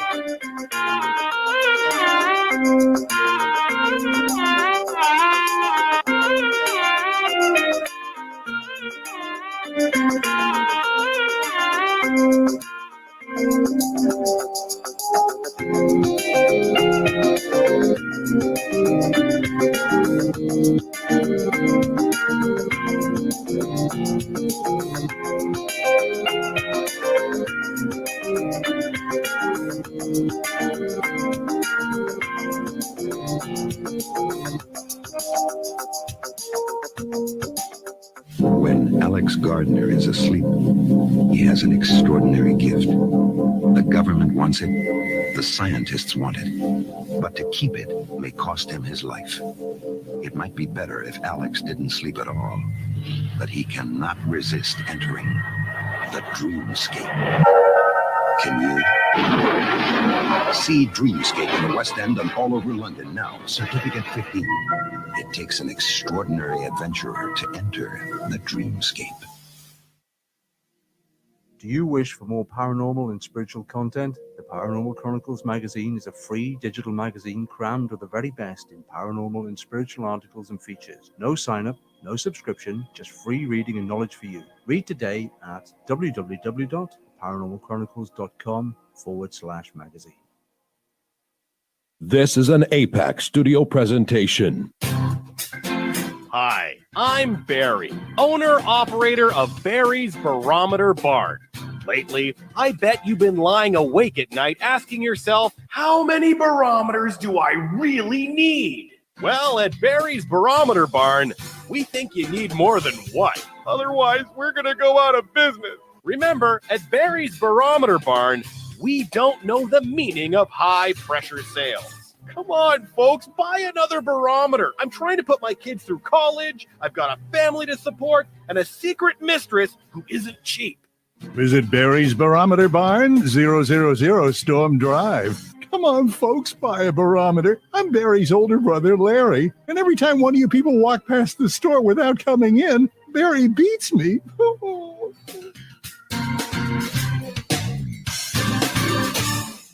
This has been a presentation from Tim Morgan's APAC Studio. For more almost professional amateur comic studio content, visit the APAC YouTube channel. Search APAC 2002. That's APAC 2002 on YouTube.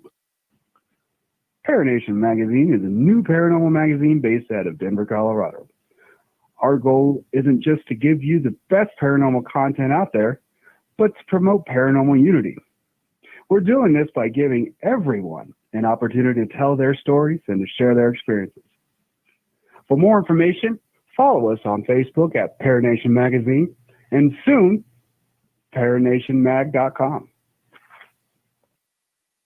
For every earthling who's ever dreamed of adventures beyond the stars comes the astonishing story of one who made it, Alex Rogan. You have been recruited by the Star League to defend the frontier against Sur and the Kodan Armada. Of all the life forms in all the galaxies, one has been chosen to be the last starfighter. The Last Starfighter, with the film of the #1 hit Do They Know It's Christmas, the official Band-Aid story. In the West End and across London now, rated PG.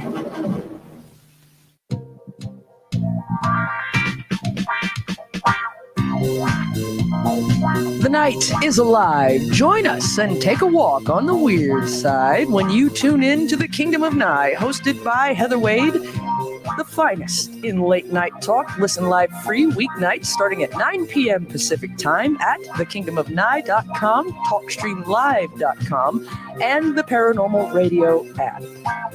Wanna take a ride?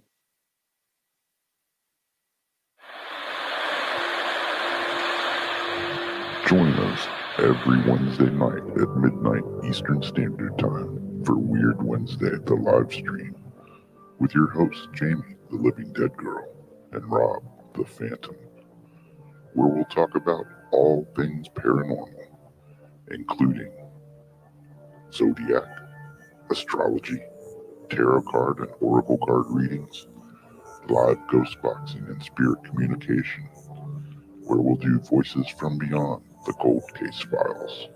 So we hope you join us live on Facebook and YouTube every Wednesday night at midnight Eastern Standard Time. We hope to see you there. Bye-bye.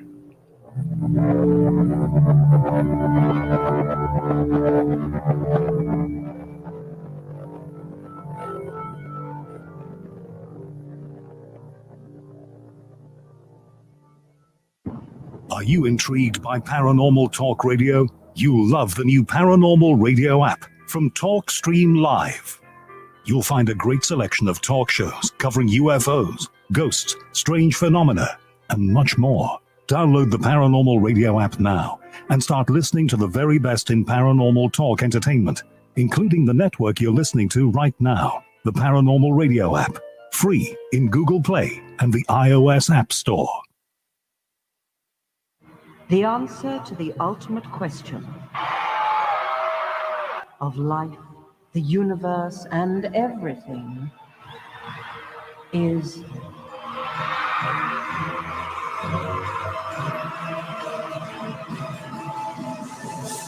42.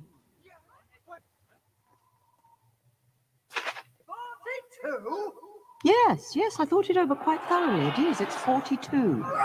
It would have been simpler, of course, to have known what the actual question was. But it was the question. The ultimate question. Of everything. That's not a question. Only when you know the question will you know what the answer means.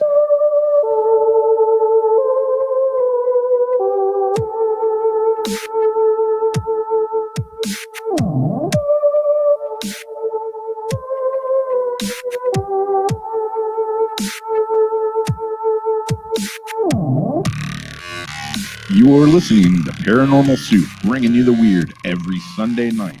Call into the show and join the discussion. The call-in lines are 219-230-4444 or 260-225-9419, or by Skype caller ID OOJBland00 or JBland Paranormal Soup.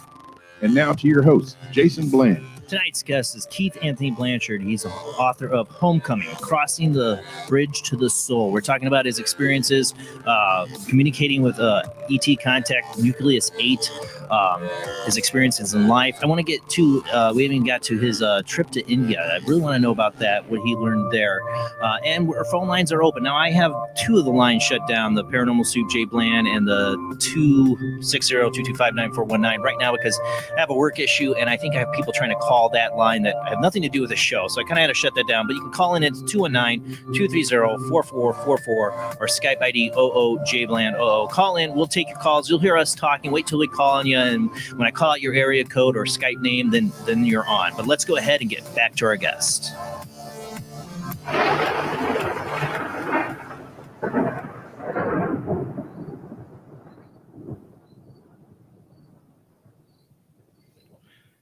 Thank you for hanging in there with me, Keith. Yes, sir. So, enjoying it. Now, I do want to, kind of talk about this trip you ended up taking to India. Yeah. How did that come? What drove you to go meet Sababa or to go on this kind of spiritual journey there?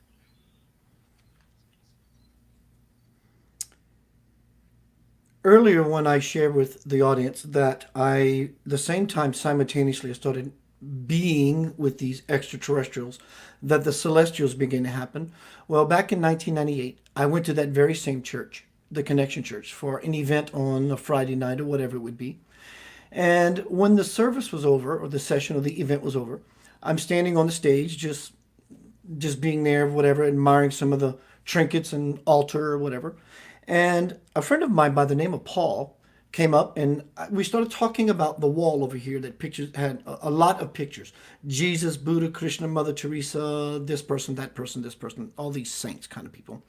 And most of them I knew and some I didn't. And the last one I did not at all. And I said, who is this being? He says, his name is Sai Baba. You don't know about Sai Baba? I said, no. He says, Keith. Then he proceeds to educate me. And the first thing he does, he reaches to the altar.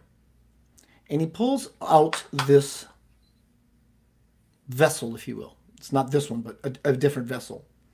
And he shows me this ash. This is a ritual.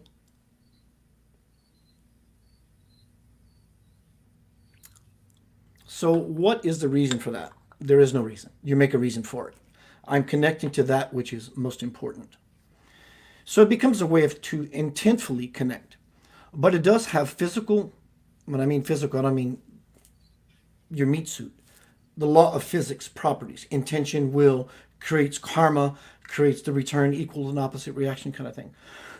Excuse me. So I started to read every book I could find on the life of Bhagavan Sri Satya Sai Baba, because being new on the spiritual path, as I mentioned earlier, I like the bells and whistles. That was just so cool. Like many of us, I want to learn who can you seriously manifest something out of nothing? I want to know about you. I want to hang out with you. I want to buy you a beer. Right? And so I saw this holy man and coming back, because they went there to debunk all the hype and all the noise. Right. They went to squash the fire. And they're the ones coming back writing these books and I don't know what that was. And so there was a common thread through many of the books I've read. He doesn't write books. He's way above writing books. And one of the common threads I've read was the people who actually met him had face-to-face conversation. He said, when I come to you at night, you're not dreaming. I'm present. It's the only way it can happen. I'm present. So one night, after a year of reading every book I can find about Satya Sai Baba, loving the beautiful idea that it was real, hoping it was real, started to move into the experience that this is absolutely the truth. He starts coming to me in dreams. And about a year later, he came to me as before, no different. And he taps me on my spiritual knee, if there's such a thing. And he brings me to a state of full-blown consciousness. And he's standing across a river, which is I'm just going to pick a number, 150 feet from me. Yeah. And he's talking to me telepathically. And he says, Keith, and of course, when I come to a state of consciousness, after he taps me on my knee, and I see my Lord, something I'm really serious about, that I want to know exactly who you are, I get on my knees and start doing this kind of thing. And he says, Keith, get up. So I stand up in my dream experience, and he says, come see me. And I knew what he wanted telepathically because there was a packet of light. He said, come see me. If you came, and this wasn't linear thought. This was an impregnation of information. It took my linear, squirrely, monkey mind to decode. Come to India. And I said, I would love to. I've never done such a thing. I don't have a passport. I don't have the money. How do I do this? And he said, like Morpheus, put this all aside. So the next morning I wake up, wowed, overjoyed, monkey mind human, Keith, disbelief, thinking that was surreal.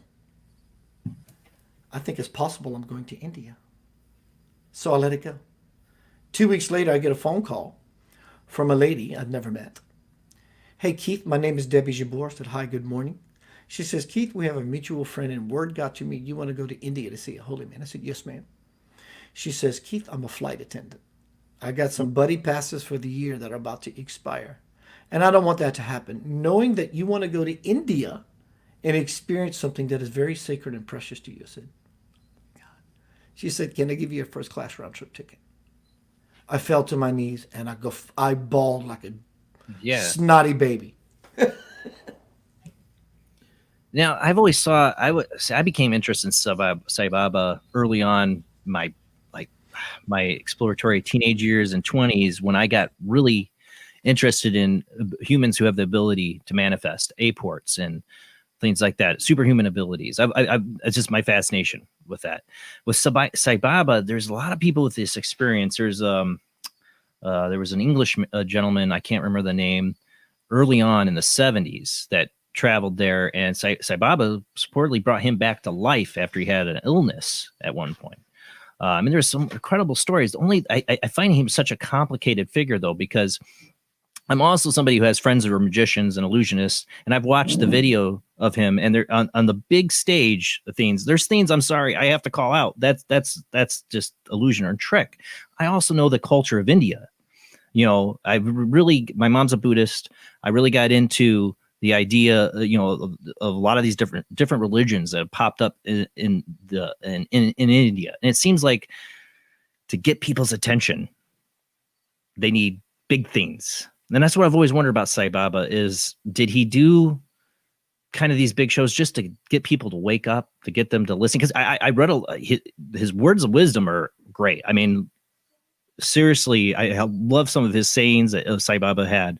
It seems like he was, if you take everything else aside, if you just read a lot of what he was trying to get out there, what he was trying to tell people, words of definite wisdom. But there was definitely this kind of show going on there. Did you get to see that when you went there with Sai Baba? I did. And dude, I love your questioning and I love your curiosity. It creates beautiful possibilities because I was fortunate to be in that for 2 weeks. So to answer your question is yes. He doesn't show off. He shows out and he shows up. And he does that because it takes a knock on the head. It took me that knock on my knee. He's not doing it for he's doing it for we. He doesn't need any of this. In fact, one of those quotes he says is, when I'm with men, I'm a man. When I'm with women, I'm a woman. When I'm with a child, I am innocent. And when I'm by myself, I am God. So this kind of presence he has. When I was in India, I saw more miracles, to use the word. And I say to use the word because miracles are happening every breath we inhale and exhale, than most thousands of people would see in their entire lifetime. I saw this in 2 weeks. It was so rich. It was like a phenomenal piece of cheesecake. And after about 5 bites, you just don't want any more. It's just too full. It's just so thick. You can't even take another bite. So if I was there for only a week, I was full. I left informationally pregnant. I really did. And I've seen him twirl his hand. This is where it gets nuts in a frickin' beautiful way. When this little 5'1" man comes out of the gate on the west in Kuwait Hall, you have, on a very slow day, 35,000 people there to see. And I'm asking everyone to hear this correctly. This is not about a higher or lower, but it's a way we understand. The highest incarnation of God to ever come to the earth. Doesn't mean he's above Jesus, Buddha, Krishna, Paramahansa, none of that. That's not what it means. This left the earth Easter morning, 2011, personified in this place. When this being walks, it looks like it's just a personification of grace. It's like he's gliding on water. When this being comes out of the gate on the west, at least I'm here, and it's always this way for me, comes out, now you have 35,000+ people, 250,000 plus on a festival day, to watch this little man come out. So now we're going to get into Star Wars. So this little man walks out of the gate in the west.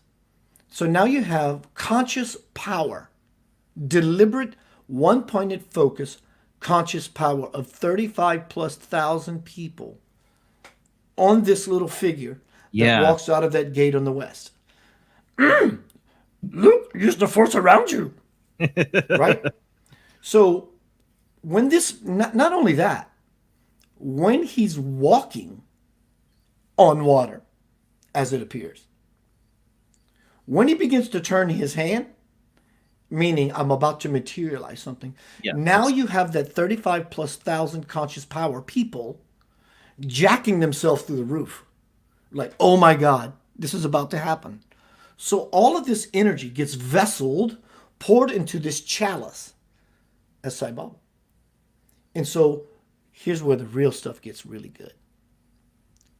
When he begins to materialize, whatever it is he's going to materialize, don't change the weather, a gold statue, or this holy sacred ash that tastes like flowers.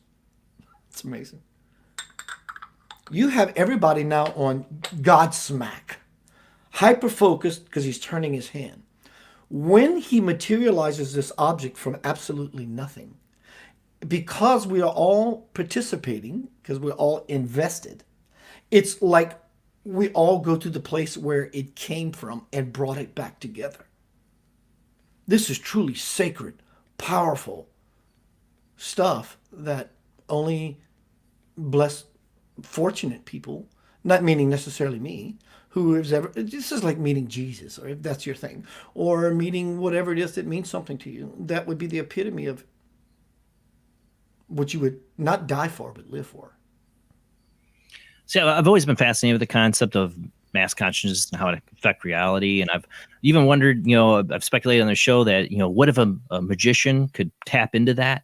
Because magicians, everybody's seen the rabbit in the hat trick. Okay. What if, you could focus that kind of mental energy on a hat that has no rabbit in it, but everybody expects, even if they think it's a trick, they expect the rabbit to come out of the hat when the magician puts the hat down. He's going to pull a rabbit out of his hat. They materialize that just from the pure consciousness. It's something I've always wondered about as a factor in some of these prophets or people who have done these miraculous feats. The one thing about this, like I said, Sai Baba, it's very controversial because I've watched a lot of video footage of him, and I can see where the critics have points, about like, well, this could be this, and pointing out stuff that he's done that seems like, ooh, I don't know. I also know that so, this kind of acts or have done over centuries by others, could it be just that, like you said, 20,000 people all have an expectation? Sai Baba's always made something appear. He's going to do it again, and it makes it happen. What comes first, the trick or the real magic? And thank you for bringing me back, excuse me, to point. Something I went on a tangent and I got lost. Sorry. Now you can actually you can actually get on YouTube and type in Sai Baba fake. He will literally, you will see him being given a letter or a something, and you can see him actually grabbing a something, and he will use that something, which are these little bricks and these little marbles of ash that he's turning it. He does this thing, and this ash pours out. And I'm sure that you've probably seen those. That is a fact. Whatever it is, and he's actually doing that. So if he is all powerful, why would he do that in the first place? Right. That's my question. Yeah, absolutely. And thank you for bringing me back to center. Because I don't know the answer to that, except to give you my best attempt at it, which is celestials as well as high-level extraterrestrials. You shouldn't run your script on them, because as the light, all they can do is mirror to a person themselves. Sai Baba will do these things. It sounds vague, I understand.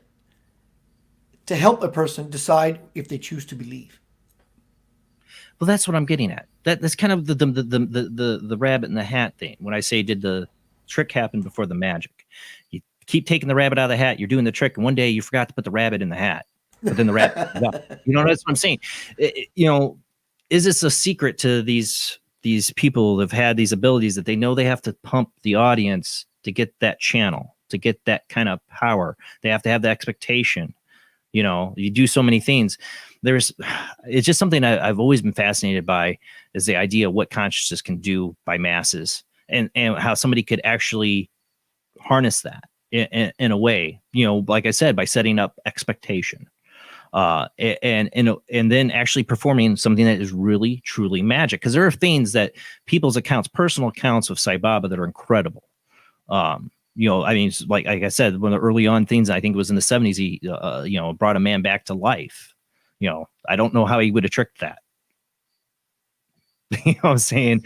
I don't know how he would have tricked that with somebody he hadn't even known yet. They were supposed to meet. I think if I tried, it's been a long time since I read anything on Sai Baba, but I remember we were supposed to meet this guy, and then they didn't get to meet, and the guy ended up falling ill and dying. And then Sai Baba walked in and brought him back to life.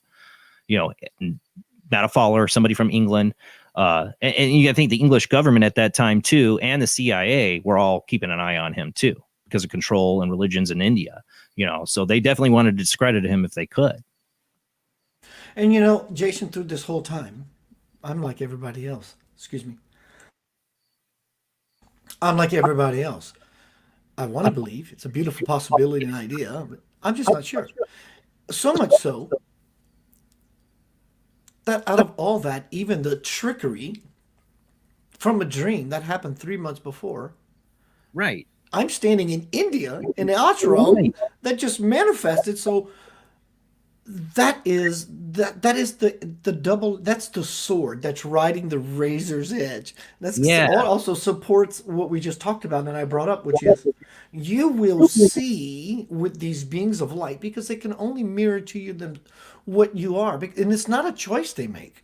It's spiritual law that they're just the light, and the shadows simply come up. And it's not like he just sat there and made trinkets appear. He had foundations and schools and medical. They did a lot of charitable work. So he did a lot in India. And it was one of those things where it wasn't like, you only follow me and only me. Because Sai Baba was like open to all religions, all doors of the Dharma in a way, And yeah, when I was there were people from every garb, every walk, every talk, every faith, every creed, every code, every sect. And that was the true miracle. And they weren't trying to get along just because, all right, we're in a space of spirituality, let's get along. That wasn't it at all. There was just natural, it's called Sairam, which means thank you, it means excuse me, it means my apologies, it means all these wonderful things. And that was really the miracle for me, to see all these people in harmony and peace, channeling all this possibility of magic and miracles and mystery that came from the majesty of absolutely nowhere to now here. It was just delicious for me. And so even through my skepticism, whether I'm definitely not trying to make anyone a believer, it helped me to become a better human being. There could be no greater miracle than that. Whether he is full of shit or whether he is full of it, I became a better human being. That is the greatest miracle for me. I was saying, he changed people's lives. People had really incredible experiences, and that's as I said, it's kind of a complicated figure. You know, I guess they all are. But that's what I find so fascinating, that so many people had so many incredible experiences, and yet there was some trickery, there was some stuff, and it makes me back to the rabbit in the hat. Like, do you have to prime the people you're trying to reach to show them a miracle? You have to prime them, in a sense, to get that expectation up to be able to perform the actual miracle. I've always wondered about that with Jesus, and other people have performed miraculous feats. It's just a curiosity about the way reality might work in consciousness, and how we all, the matrix, how we can bend the matrix of reality. I think it's very purposeful, actually. I think it has a purpose. I need to get your attention. Obviously, your attention has not been got, because if it was, in fact, my presence here wouldn't be necessary. Right. So I have to throw you a nugget or a biscuit to someone get you engaged into my reality. Yeah, there's a billion self-help books out there. There's a billion spiritual books that don't have any miracles nobody's paying attention to. But as soon as somebody makes something appear physically out of thin air, people are like, what? Hello? That's the idea, is to show people that reality is not what you think it is. I think that's the way to, it's like the first, I was always a big fan of the book, Carlos Castaneda, Don Juan.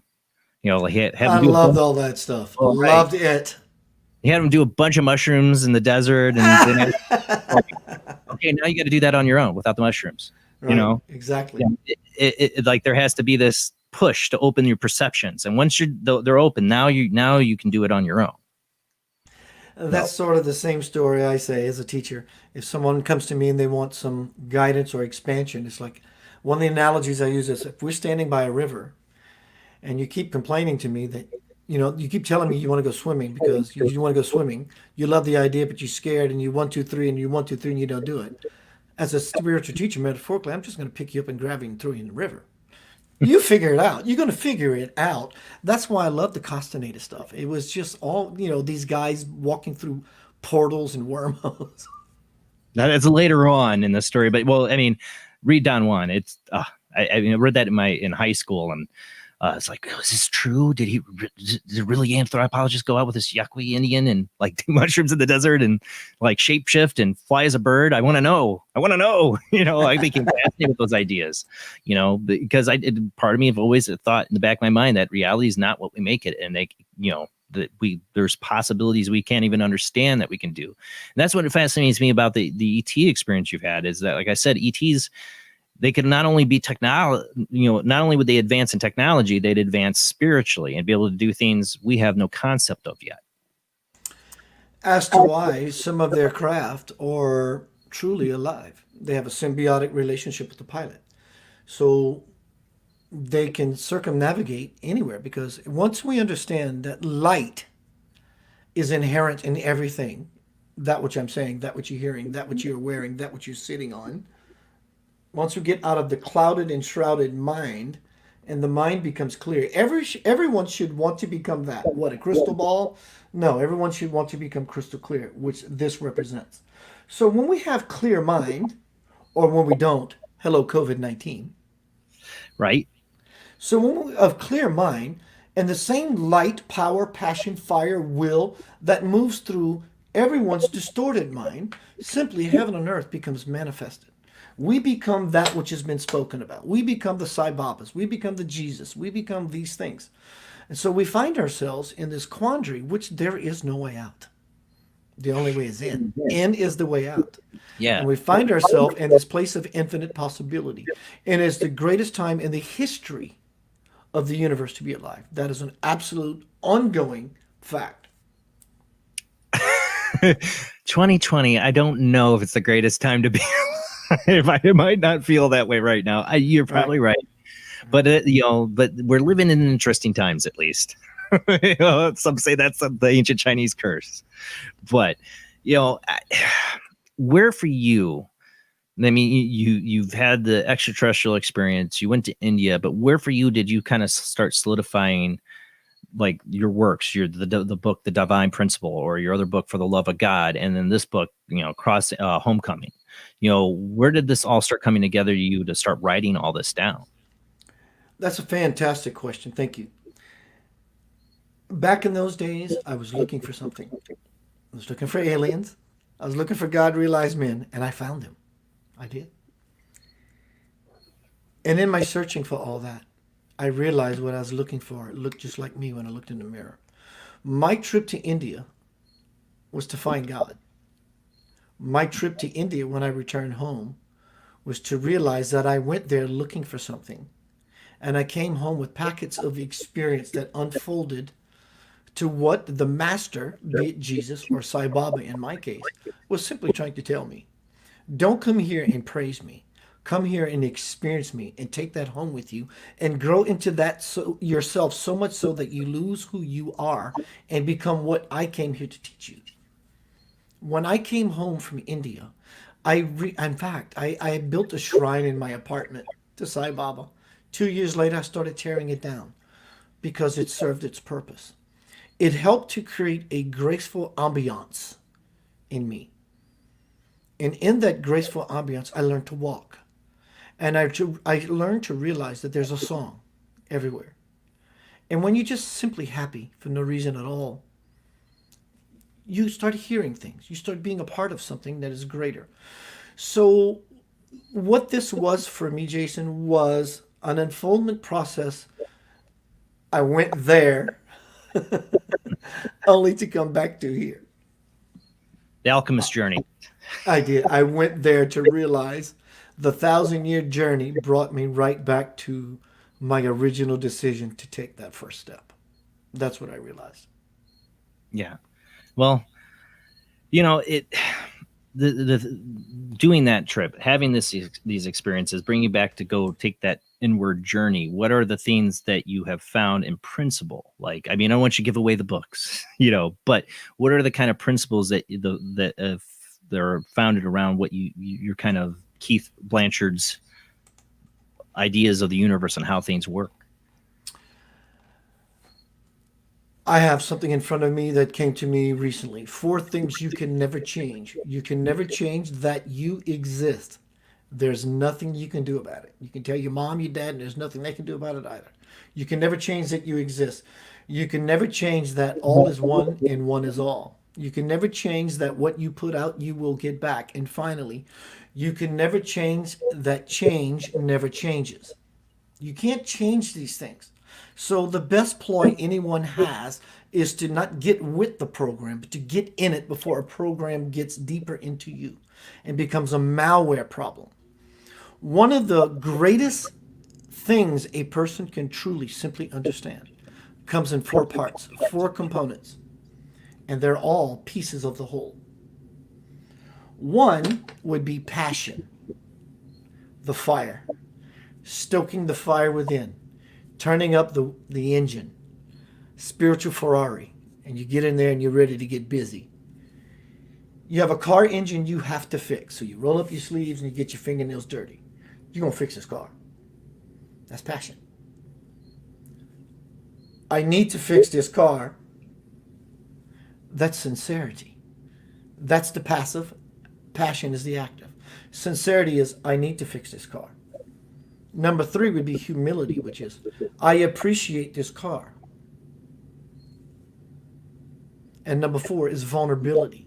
That's actually getting in the car, not putting your seatbelt on, keeping it off, and you begin to hammer on your spiritual Ferrari, opening up this in you. So we have passion, sincerity, humility, and vulnerability. When a person begins to live their life on fire and serious about it, and humbled and blessed by the blessings of life itself, and exposing themselves, their core, basically making themselves naked to the world so everyone else can see as an example and become modeled after your lifestyle. The universe will crack the door open for you and your life will never be the same. Never. So it's a way of changing your perception of the world around you? It is. The perception definitely will change, but there's another component that's a little more beautiful, if you will, is the experience of it versus the end result of the perception being that which is now anchored. It's the dance of it, which is the power. The perception comes as a byproduct. The simple wanting, yearning, burning, churning of it is where the magic is. It's where it's the alchemy. It's the pot. It's the actual doing of the thing versus doing it because, not because of a result. Strange. It's a strange world. It's a strange reality, but it's gorgeous. It seems like the snake eating itself a little bit, you know. And then some. We got somebody on the phone line. We got Zach on the line here. How you doing tonight, Zach? I'm doing pretty good, my man. How you doing? Doing good. Thanks for calling in. Okay, so I just have two questions. I'll try to keep them as short as possible. Hey, Keith. Very nice to meet you. Hey, buddy. My first question goes back over to your alien experience. So you mentioned that you were in contact with a being called Nucleus. I think that's what you mentioned him as, right? Nucleus A. That's right. 8 as in the number. Oh, Nucleus 8. Oh, Nucleus 8. Okay. Yeah. Nucleus 8. Okay, that you mentioned that he was some kind of a security force or whatever it might be. What was the list of criteria that Nucleus 8 would need to follow before his intervention was required? I do. If I understand the question you're asking, I know that he cannot violate free will, but I also know that he has a hierarchy structure that when he is engaged or summoned upon to do a particular task, without question, he will respond. I did assume many years ago that, I know for a fact he was going to become a Lord of Light. This is strange. Sort of answers your question in a roundabout way. That in becoming a Lord of Light, he told me this himself, sometimes wielding such levels of power, you may have to wipe out civilizations of people. Sounds horrible. Sounds like murder. This is not the way galactic and spiritual law works on these levels of consciousness. Basically, a better way to see it is this particular solar system, planet, or whatever it may be is no longer viable to the galaxy in orders are brought out to where that actually goes down and happens. I don't know that list that you're asking of me, sir. My apologies. Well, Zach, it sounds like you're talking about like the Prime Directive a little bit. Yeah, a little bit of that. But that does answer my question. Yeah. My second question goes back to really your story coming out of India. So, say for example that someone wants to take a similar spiritual path. My question is, what role does the ego play on this journey? I love your question. I think the ego plays the most important role. Does it not? Is it not at the forefront of everyone's consciousness or mind or unconsciousness? I think it has the most delicious role. Because for me, I was all about some ego when I dated that girl for 10 years and she left. And I found myself on a dark night of the soul. Hindsight, it became sacred holy ground for me. I was living in my ego fully.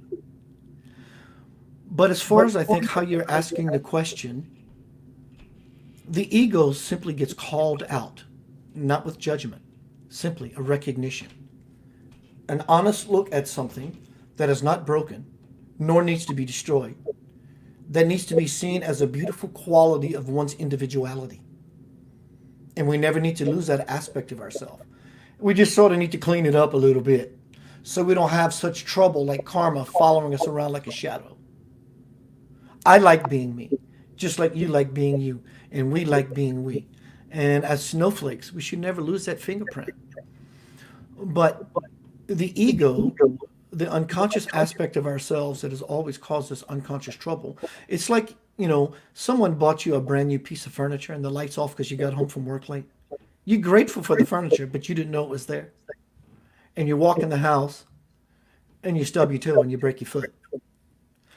In hindsight, we just simply had no awareness. Likewise, the ego is something we don't have any awareness of. And if we try to kill it, we're killing something that contains probably, likely, the most powerful wisdom we can ever glean, which is the human dynamic of understanding that so we can go through the fire of purification to lift ourselves back to where we actually still are. So it's basically a very powerful tool that I think many people are trying to shortcut and overshoot.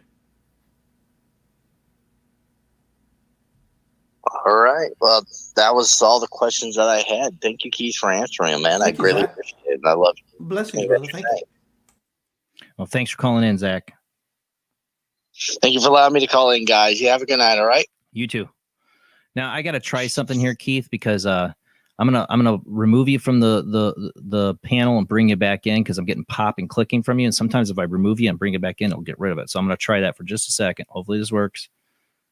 All right. Let me add him back to the stream. Okay. Say something, Keith. Hello, sexy human beings. Okay, I'm not hearing the popping or clicking now. It seemed to work last time we did it. We took somebody out and brought him back in. I don't know what it is. It's a little glitch to get in there. When Zach was talking about that, I'm a big Star Trek fan, Trekkie. And there was an Ancient Aliens episode where they try to correlate some things they probably shouldn't be, but they, Gene Roddenberry's relationship with the group, they were channeling the Nine, like this federation of beings.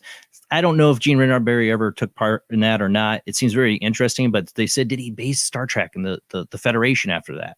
Because I've heard a lot of alien contactees all say that there's this federation, that's watching over the planet, and they must have some kind of prime directive because they're not just jumping in and getting in all of our business either. They have to have some kind of rule or set. You said for Nucleus 8, it was he couldn't violate our free will. Yeah, and that would hold true as far as the angelic kingdom, as far as the God avatar from India or whoever is this illumined being. They cannot jump in and monkey with the machine. They can't. The machine, this whole thing is an experiment. There's no hurry. There's no rush. And it does, believe it or not, it doesn't matter if this is successful at all. Because the universe, that which is beyond we can even possibly understand, that cosmic life stream it's forever. There was no beginning. There is no end. Beginning and end is for our sake of grasping something that we just kind of gives us an idea of what, we have to focus on contrast. We have to focus on the mundane to allow the mind to expand beyond its perimeters. That's the human mind. So it's sort of how the game is played out. One more try on this because we're still getting that pop and clicking. This time I'm going to remove Jamie, Rob, and you for the stream and bring it back. Because sometimes let me bring my volume back a little bit. I might be over modulating because once I get into my zone, I kind of push a little hard. Let me turn this down a couple of clicks. Thank you.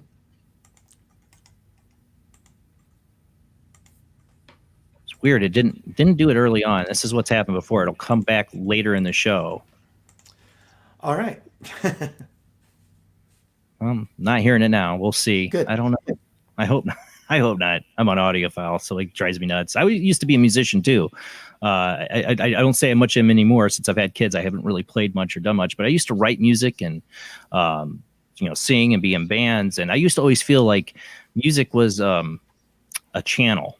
Like I channeled the music, songs I wrote, the lyrics I wrote came from the ether. Wasn't thought put into it a lot of times. It just came out of me. Do you feel like you being a musician and a poet and writer, all these things coming out of you are kind of I used to say writing a song was like speaking in tongues. So like stuff would come out. Is that kind of your experience when it comes to music? Absolutely. Being a full-time musician, doing it for a living. I've been blessed to play with world-class players. So I'm going to drop names. The bass player for Starship, drummer of Survivor, all these kinds of players. The reason I'm dropping these names is because playing with these caliber of players in this pot, in this zone, in this arena, when energy gets to moving, I've always ran sound. I do lights with my feet. And once I get everything as I need to have it so I can get into the evening, 4 or 5 songs in, I take my shoes off. And myself and Jeff, the bass player I just mentioned, we call it making a sandwich. Hey, bro, let's make a sandwich. We're going to get hunkered in, going to hunker down, get into the zone. And after about 4 or 5 songs, and this can happen between players that you don't play with, but you know their class because we all know the same songs. Yeah. After about 4 or 5 songs, whatever songs, and you start getting into that spin, it's like, what is that? It's like this energy begins to marionette through all the players. The drummer's doing this lick that is very intricate, and the bass player going, and it's like, there's no rehearsal here. We just got the phone call tonight 2 hours ago to show up.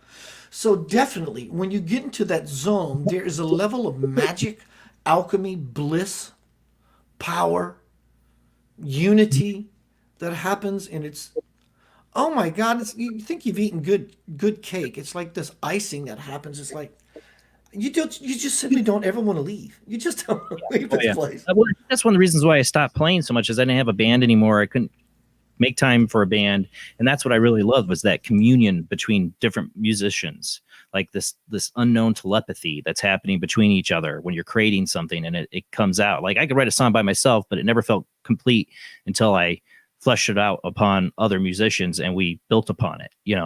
I just didn't, once I didn't have a band, just not enjoyed it. I just lost a lot of my enjoyment for it. One day I think I'll go back to music, but it's that telepathy. And there's other things too. Like I felt like songs and lyrics I would write that would come out of nowhere would be predictive of things that would happen later. Just weird experiences like that.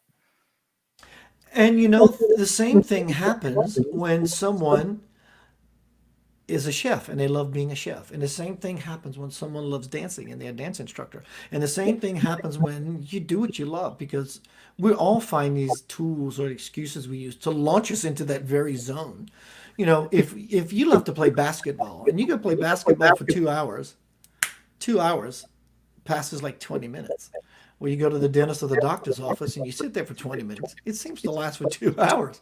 Nothing truly has changed here except the perception of the person who thinks they're in a quandary or in bliss. So my philosophy is, if you do what you love, and love is eternal, no wonder time flees from you, because you're living in the gate where you're just simply living in the ecstasy of the eternal now.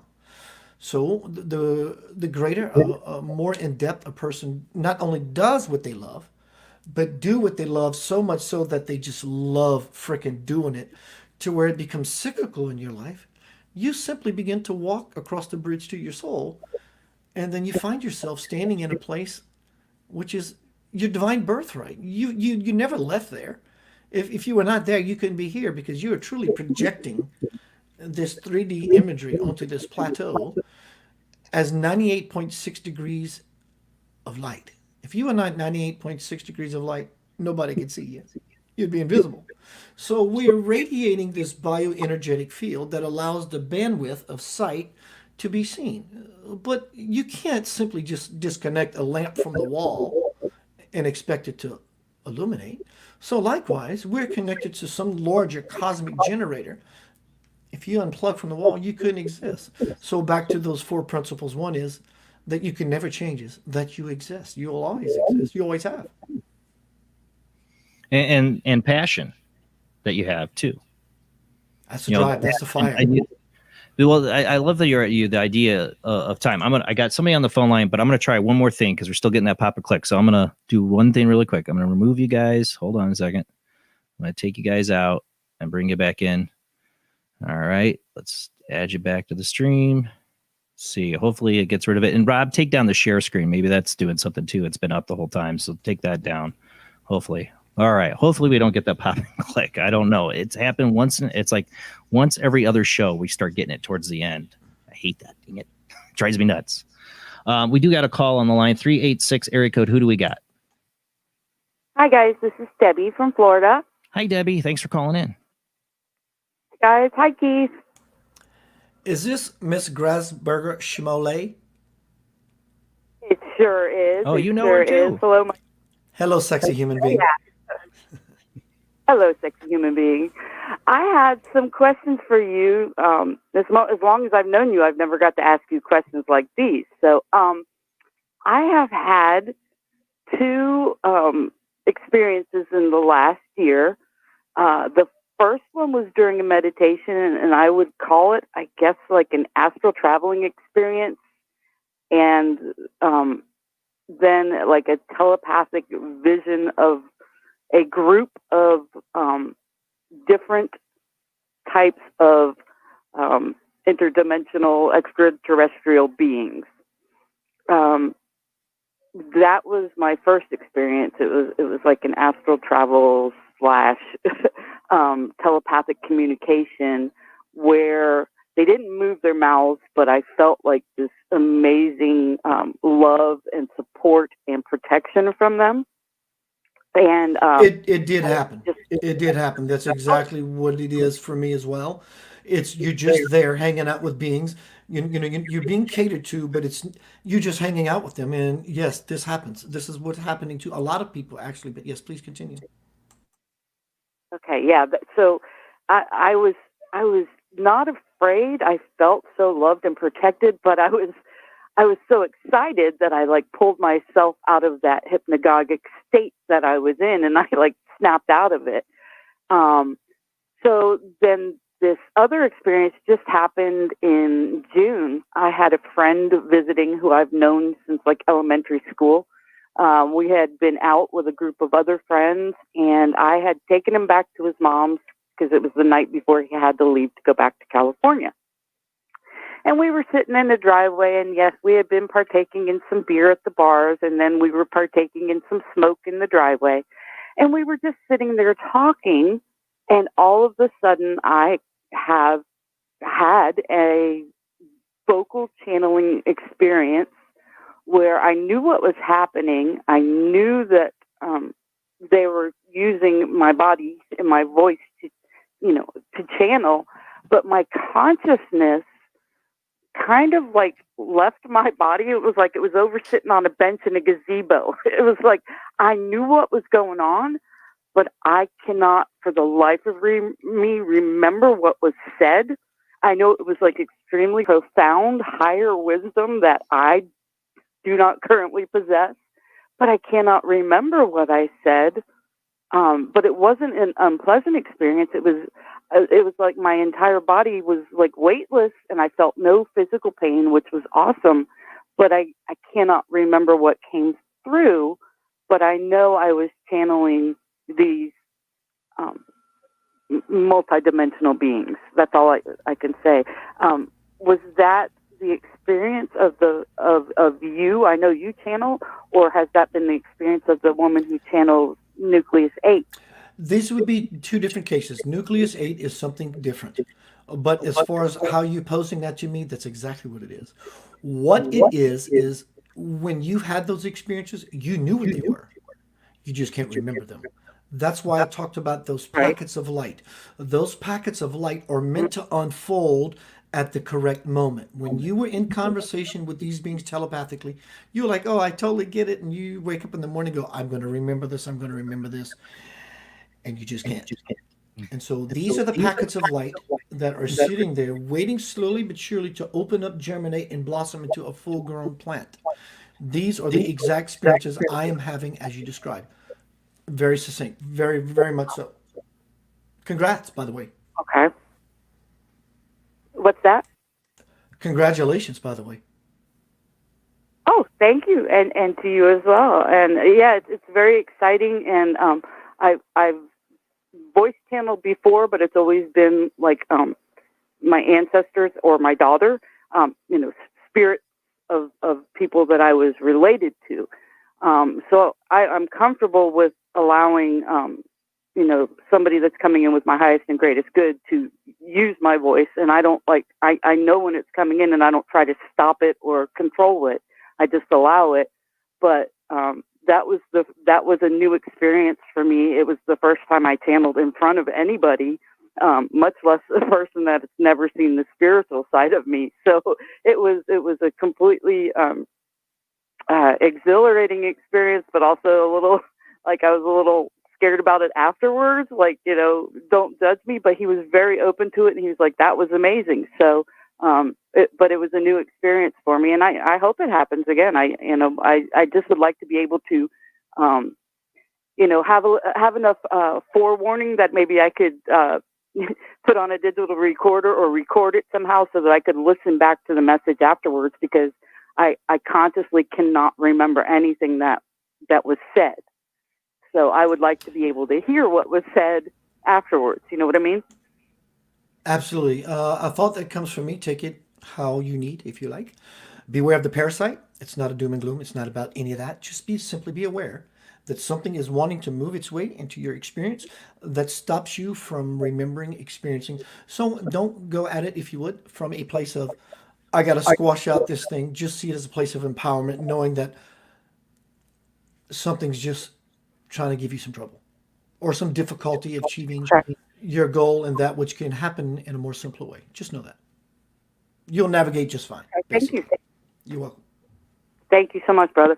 And it was so great to hear you all together tonight. Blessings. Thanks for calling in. Beautiful girl.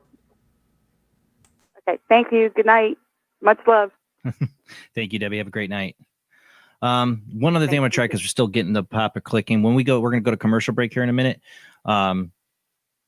Keith, Jamie, Rob, what I'm going to have you guys do, just drop out of the call and come back in during the commercial break, and you'll be in the waiting room, and I'll bring you back in. Maybe that'll fix the problem. I don't know. Thought we had this problem fixed last time when we were able to pop somebody into the waiting room, bring it back, and it seemed to stop. This time it's not stopping. So I apologize, people. I don't know. It's StreamYard. It usually works really well. Then there's some nights we have this weird issue where the pops and clicks come in. I don't know what that's from. So we're going to go to commercial break, and the phone lines will still be open. You will call in when we come back with our guest, Keith Anthony Blanchard, author of Homecoming, Crossing the Bridge to the Soul. And we're going to talk more about his experiences and maybe get some advice on how we can cross our souls over that bridge a little more easily, and learn from Keith here tonight. All right, guys, we'll be right back.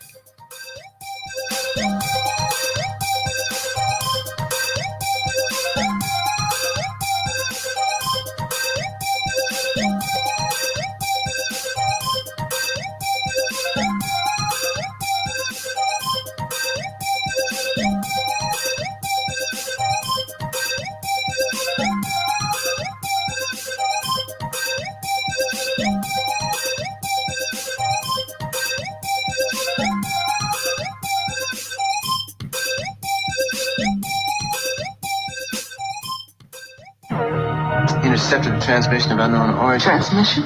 Out here? SOS. Human. Unknown. Alien.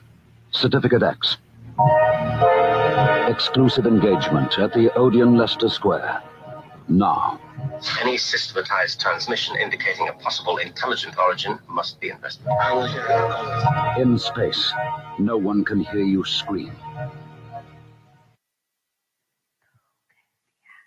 The international chart-topping Haunted Horror of Haverfordwest has been described as terrifyingly real, a must-read, shocking and chilling brilliance, genuinely worrying, utterly frightening. Don't read before bed.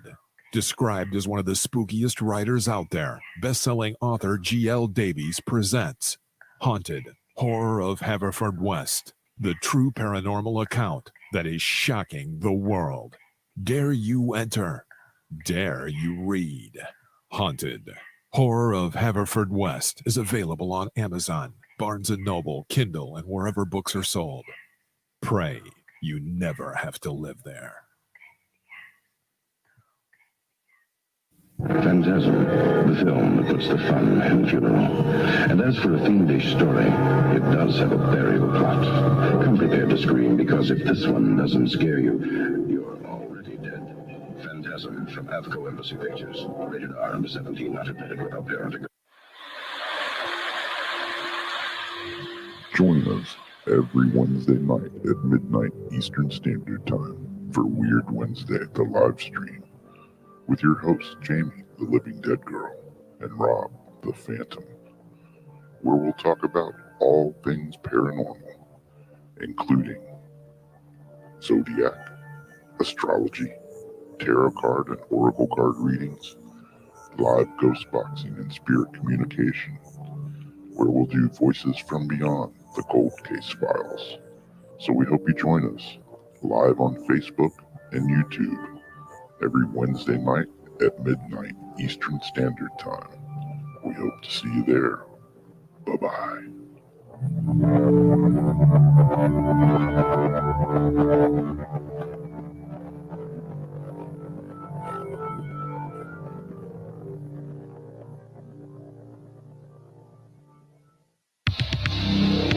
This fall, a new hard-hitting police drama is coming to Friday night. He was a well-to-do cop transferred to a troubled precinct downtown. His new partner is a space traveler with a passion for justice. It's Yuppie and the Alien. Look, you might vaporize dissidents in Alpha Centauri, but in this precinct, we do it by the book. I'm so terribly sorry, Captain. Duh, Goog, sorry. Don't miss this one-of-a-kind police drama. They're fighting crime the hard way, in designer clothes, with $250,000 sports car and a UFO. Partner, let's go cruise in the car and look moody. One tough downtown precinct, two outsiders doing things their way. Yuppie and the Alien on VBC.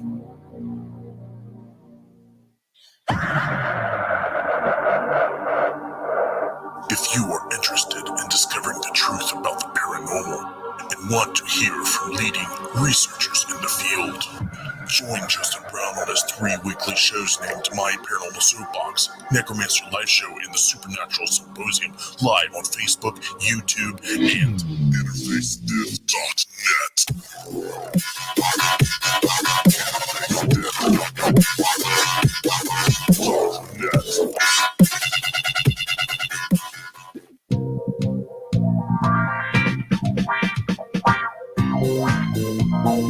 The night is alive. Join us and take a walk on the weird side when you tune in to the Kingdom of Nye, hosted by Heather Wade, the finest in late night talk. Listen live free weeknights starting at 9 p.m. Pacific time at thekingdomofnye.com, talkstreamlive.com, and the Paranormal Radio app. Wanna take a ride? Are you intrigued by Paranormal Talk Radio? You'll love the new Paranormal Radio app from Talkstream Live. You'll find a great selection of talk shows covering UFOs, ghosts, strange phenomena, and much more. Download the Paranormal Radio app now and start listening to the very best in paranormal talk entertainment, including the network you're listening to right now, the Paranormal Radio app, free in Google Play and the iOS App Store. Heat 'em up. Do, re, be gone.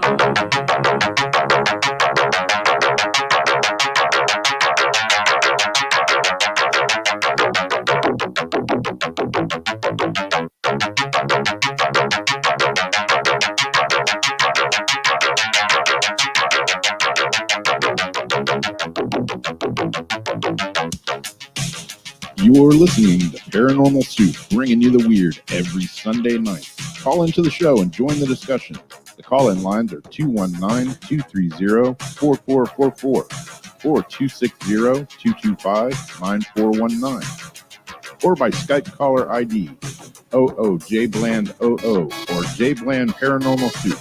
And now to your host, Jason Bland. Tonight, we've been talking to our guest, Keith Anthony Blanchard, author of Homecoming, Crossing the Bridge to the Soul. He's also the author of The Divine Principle, Anchoring Heaven on Earth, and For the Love of God, A Spiritual Journey. We're talking about his experiences in life, his experience with the extraterrestrial contact, his ideas and philosophies. I'm really interested to hear, enjoying the conversation. We're talking about Sai Baba, something I've always been interested in, a complex kind of mystical figure from India. He passed away in 2011, but I think he had a lot of effect on a lot of people, including our guest tonight. So that's interesting. And the phone lines are still open. I got somebody waiting on hold. We'll get to their call in a second, but you can call in this last half hour with your questions or your experiences and get Keith's take on it.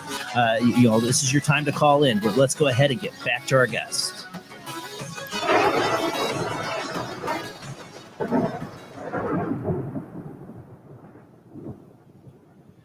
Thank you for hanging in there with me, Keith. We do have somebody else waiting on the phone line if you want to take another call here. Love to. All right, we got 203 area code. Who do we got? Hi, Jason. This is Azariana. Hey, Azariana. How are you tonight, Keith? Doing great. Thank you for calling in. I'm wonderful. Thank you, sweetheart. Okay. I have a comment and a question. My question is, what was in the bowl that you did the slate ritual? And my comment is that after you did that little ritual, I call it a ritual, your vibration changed, and it's almost like I can't explain it right, but you're like, I can't even put it into words. You're like three, there's you and there's two other people, and it's like you're shadowing when you do your movements, and also when you're talking, I'm hearing a voice. I've heard that in the comments that people said they were hearing a voice. I don't know what they're hearing. All I hear is pops and clicks is the problem I've been hearing. That happened last time. Yeah, I'm hearing that, and also my watchers are some of the I would say ET contacts are a little bit nervous about what you're saying, and it's a little bit just too close of what I've experienced, and they're kind of worried about you. Thank you. I love that someone cares. I really do. And so I'm asking you, if I may, since you offered up. By the way, hello. Nice to meet you. The first question you ask is, what is this? This is called Vibhuti ash. This is materialized, be it out of Sai Baba's hands, or someone who is a devotee of Jesus, someone who is a devotee of something beautiful. But it's by Sai Baba in nature, if you will. What this is Vibhuti ash. It can appear when he's manifested it when he was alive, or it can simply appear to fall off of pictures for no reason. But one thing is, if you touch the picture that this is materializing from, the process will stop and it's gone. But also in this bowl, which this will never go away, if it does ever go away because I used the last of it, it will truly manifest itself again. Now, to answer your concern about some of your contacts that are concerned about me, since you offered this up, this really isn't about me. I'm not putting it back on you as narcissism. I'm saying, let's look at it. Let's honestly just simply look at it. My life, speaking for me, to share with you, is one of absolute joy. I use joy as my measurement stick to that which is better. Nobility. Joy is always evidence of the presence of God. And so what I know for me, God to be, brings me joy. So if that doesn't resonate with anyone, that's truly okay with me. I'm happy in my experience, and I'm just sharing that. And so I would love to know more about you and what makes you really move into your experience, because that way we can truly have a conversation and a dialogue and get to know each other. You know, I love what I do. I don't profess to be right. I just know it feels right for me. Mm-hmm. Well, I've been I would say an alien abductee, or not by choice. Myself and my family. Well, me since I was like 5 years old, and I was never, quote, harmed. It was never that kind of thing, but I was shown things and given information and told various things. And until I was about 20, maybe, I told them to leave me alone, and they left me alone. But they're coming back, and I'm getting channeling and writings and everything else. Since then. If I don't mean to interrupt, but I do. Let me ask you a question, if I may. When you get these channelings and this time with this other energy, how does it feel to be you? Do you feel comfortable? Do you feel like you're just not sure, or is it a little stronger than that? I mean, how does it feel to be you in that moment? It's very comfortable. It's a very higher. It's a higher vibration. I work on a higher vibration now because of them. Really cool. And I noticed you're at a higher vibration. I've written everything down, and I've written the future, and I've seen the past and things like that. But I've never said anything. I keep it all private. And they've wanted it private for a long time. They, if I decide to ever keep it public or get it published or make it public, I don't even know how to do that.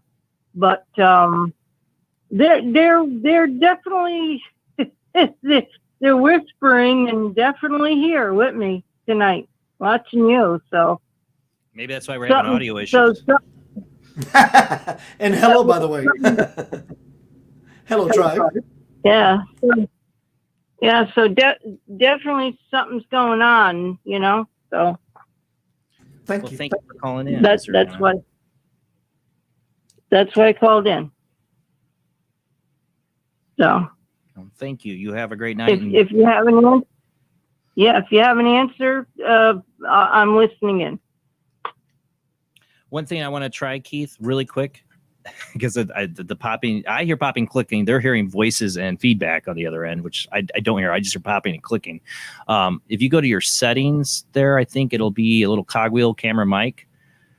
There's a thing that's I can't remember what it's called. It's like an audio enhancement thing. I don't know if it's clicked on or clicked off. Disable audio processing. Yeah, that one. Mine's off. I don't have mine on. I don't have the little check mark. Mine's off. Always is. And I seems like mine is disabled. It is disabled. Disabled. So it's not that. Oh. No, it's Somebody. not that. Did you click it? Unclick it. Mine is completely off. Click it again. Testing. Now I'm getting feedback. It's super bad. Testing. Now I'm not. That might have been from Azeriana. Actually, I don't know because I just turned her down. It's better. Try to fix it, and it just gets worse. So I don't know if that was from Azeriana. Sorry, I don't know what the sounds are. People are hearing voices in there. I don't know. I don't know why it's doing it. I'm just trying to figure it out. We've tried everything tonight to try to get rid of it. I don't know. Oh my God, it drives me nuts. But let's see. Thank you, Azeriana, for calling in, hon. Sorry about the technical difficulties. No problem. No problem. Just thought I'd mention it. All right. Thank you. Have a great night. Keith. Thank you, Keith. You're welcome, dear. Yeah, I don't know. I just hear pops and clicks, but everybody, I'm watching the chat room and they're like super echo and audio is bouncing from earphone to earphone. I don't know why it's doing this. Not changed anything. Sounds okay right now. Huh? Don't jinx it then. Yeah. No, you guys are both echoing horribly. Okay, sorry. Huh. I'm echoing, Jamie? Now you're not. I'm echoing. Rob was just echoing. I'm in an echo chamber. Yeah, I am. Yeah. Why? I don't know why. Let me drop out for a minute. See for some reason. because I'm hearing myself echo bad. That's so weird. All right, you hearing it now? Talk. No. But I'm not hearing myself. No, I'm still feeding back a little bit. But not as bad? Not as bad, but it's still there. All right, well, I don't know. I have no other way to fix it. I have no idea why it's even happening.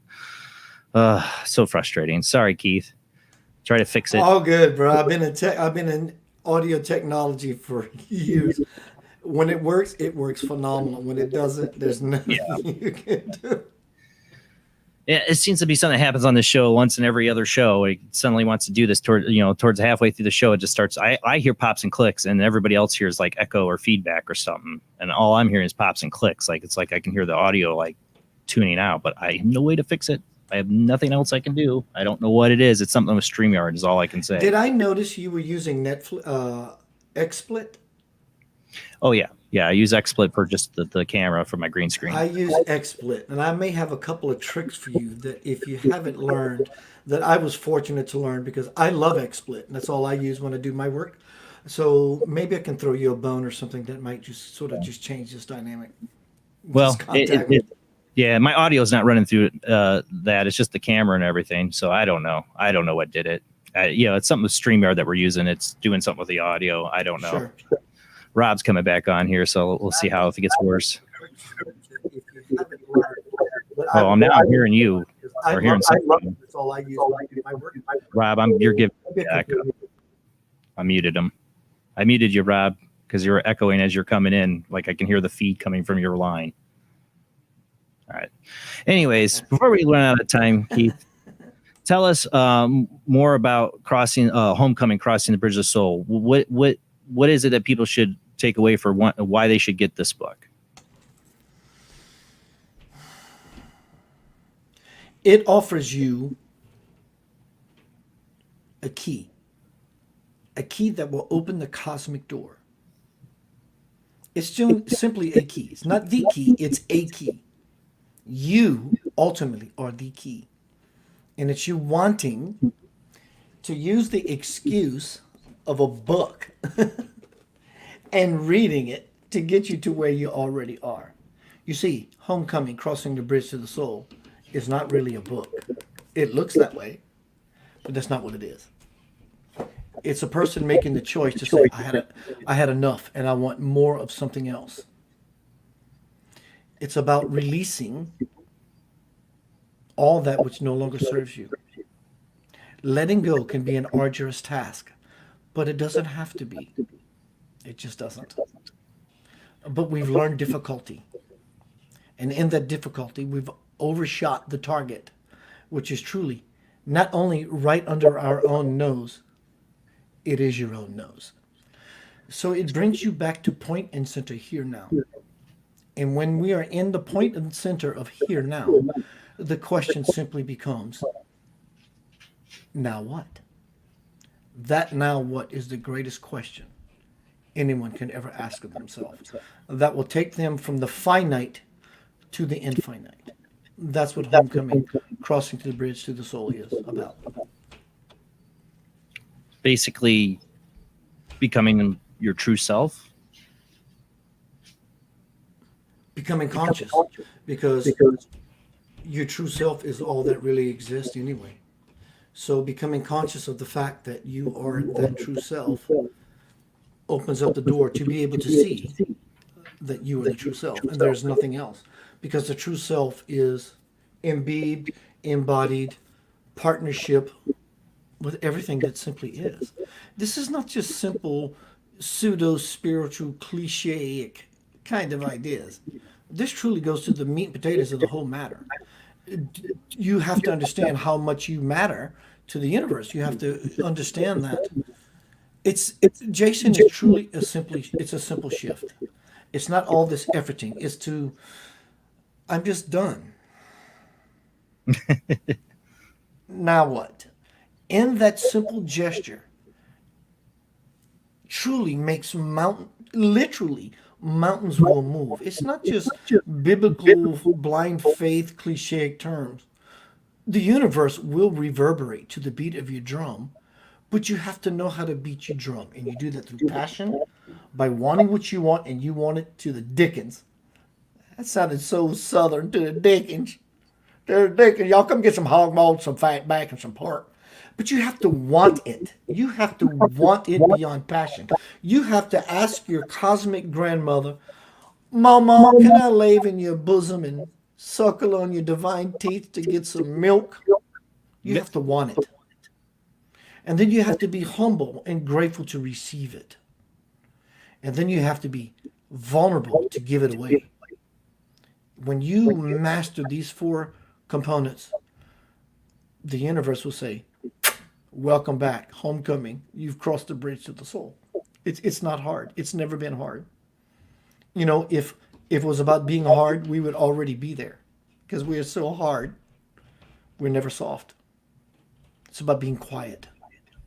Not only in talk, but in thought. So much so that there is nothing else. I'm beautiful and happy being in nothing. That's when the God fire will illuminate in everybody. And then we become the prophecy of heaven and earth. That's what homecoming is becoming your divine birthright as a full-fledged divine human being. And it's simply a choice. It's not an effort. It's a shift. This is me, and I'm in it, and this is what I know is me. And for those who might be unconscious, and I get it, I'm human. I love being human, and I'm really good at it. But when I'm done with all that, now what? And I place myself simply by intention here. When you make this default within yourself, God begins to show up to you infinitely without reservation. It's really simply just a wanting, and meaning it so much so that you're willing to die to live. Heaven is not about dying to get to there. Heaven is about living. You don't die to get to heaven. You live to get to heaven, because heaven is an ongoing possibility that's for all of us. God bless you. Well, you know, there's got to be a reason why if there's reincarnation, we keep coming back. Because we don't get the joke. It's like someone telling you a joke, and I don't get it, and they have to repeat it. And they have to repeat it. When you finally go, there's no point in repeating it. You get the joke. It's called enlightenment. It's called realization. And so truly the joke is on us until we get the realization. Now, people are hearing music in the feed? What the heck? I hear music. From I thought it was like Metallica or something. How? I did. Maybe that cosmic door is open. The cosmic door leave my show audio alone. Not making me happy with. I don't like it. So, and some people say they don't hear anything. It's so weird. So weird. I don't get where the hell I don't hear it. I don't hear it at all. Only issue I hear is the pops and clicks, and nobody hears that. They hear all the other weird stuff. So weird. Well, Keith, you know, I have to say, I really want to finish reading your book. I'm in a point in my life where I'm like in another stand still, kind of like where I'm trying to figure things out spiritually for myself. And you talk about passion and time. I always say the time goes so fast, it goes so fast when I do the show, because this is what I truly have passion about and I love to do. You know, it's like spending time with my family. It's what I love. And time goes like that. I'm at work and it's like looking at the clock. It's like time yet, you know. It's crazy how your focus and what, you know, how you feel can move time around you. And I found that really interesting. You pointed that out several times tonight. You know, that if you're in it, you know, your passion's there, time's flying fast. And if it's not, then time's like at a snail pace. That might be key, you know, the learning happiness. I just don't know how to, you know, take that and carry that with me into the times where I'm doing stuff that I'm not passionate about. Because stuff you have to do. I just had this amazing thunderous crash from my neighbors upstairs. My entire apartment truly just compressed. That's why I looked up. It's like, wow, somebody truly just fell off the bed or did something. Uh-oh. Yeah. So sorry about that. Yeah, and so when we live in passion, time flees. And when we don't, it weighs us down. Gravity, drag, and dread. It gets tough. That's a great way to analogy is gravity. Yes, when you're not doing something, the time does slow down. And it does feel like you're being pulled down. that's my thing. It's like, I want to do more things and have more passion in my life about the things I do, but there's things you're faced with. You have to do that. Yeah, I have no passion in this. And I have to start really reconsidering where my life goes, So it's last week we had Colm Holland on and then we have you, and it's like these shows kind of go in together in topic a little bit, the journey of the alchemist. It's really great that, you're putting this work out there and you're letting, giving people an idea of how to, I guess, change their perception. If I may, can I close with this? And I love that you said that. This is you said some people don't know how to bring it forth. They may understand it, but they don't know the application. This would be a great segue or a closing bit that would change incorrect perception to absolute true sight. I know there's a delay because I can hear it in my own ear. I don't know why. My speakers are off. Let's say there's a beautiful, large Bengal tiger. We're talking about reality. That which we think we know of. Here's a big, beautiful Bengal tiger. And he's going to be placed into a cage. Bengal tiger in a cage. So the rhetorical question I want to pose is, what does everyone think holds the Bengal tiger in the cage? Simple, easy question. Powerful question. Most people would say, well, the bars hold the tiger in the cage. That is not true at all. What holds the tiger in the cage is the empty space. Because if you have a tiger in a cage and the space is this close, he can't get out. You widen the gap, tiger can get out. So it's not the bars at all. It's about the empty space. And in the empty space is everything. So what we always understood, or at least believed, the bars holds the tiger in jail is erroneous. So we have to invert what we think we know to become that. That is correct perception. It seems convincing the bars hold the tiger in the cage. But that's not the way of it at all. It's the empty space. So the empty space is what actually holds the power for slavery or liberation. Can you let your tiger out?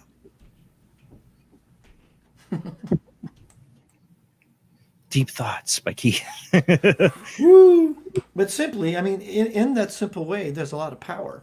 Because one begins to realize that, I've been thinking about things so invertedly and so incorrectly, and it's caused me nothing but trouble. Yeah, that's what I've come to realize in my life, my way of thinking of things. Sometimes my pessimistic, worrisome views of things I've been trying to change because I know it doesn't do me any good. Doesn't help me any. So yeah, I've been reading a lot of works like yours and trying to figure out how to change my perception of things because I know it does affect my reality and how I live my life. And, you've mentioned a few times tonight living in the COVID world now. It's brought more of that to light. It's stressful times for a lot of people. And so we need more people like you to help give us some insight and maybe a path to kind of change that perception. Thank you for having me, Jamie, Rob, Jason. Thank you. I really appreciate it greatly. Well, thank you for being on. I apologize, everybody, for the last 45 minutes or so or whatever echo crap. I don't know what the heck that is. I'm going to end the show here because I can't stand having audio issues. Even though I don't hear it, I just hear the pop and crackle. I have no idea why people are hearing music or weirdness. I don't know. I have no idea why that's happening. I know. It drives me nuts when it's something I can't fix. It drives me absolutely batty.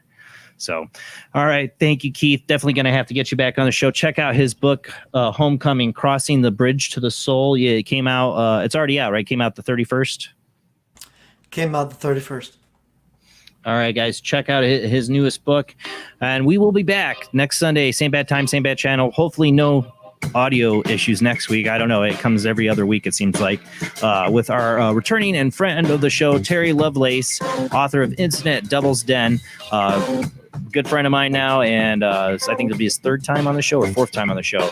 But there's more developments in what's happened with him that I can't wait to talk about. We will be back next Sunday. Thank you to everybody who shares the show out. Keep doing it. Keep telling your friends about Paranormal Soup.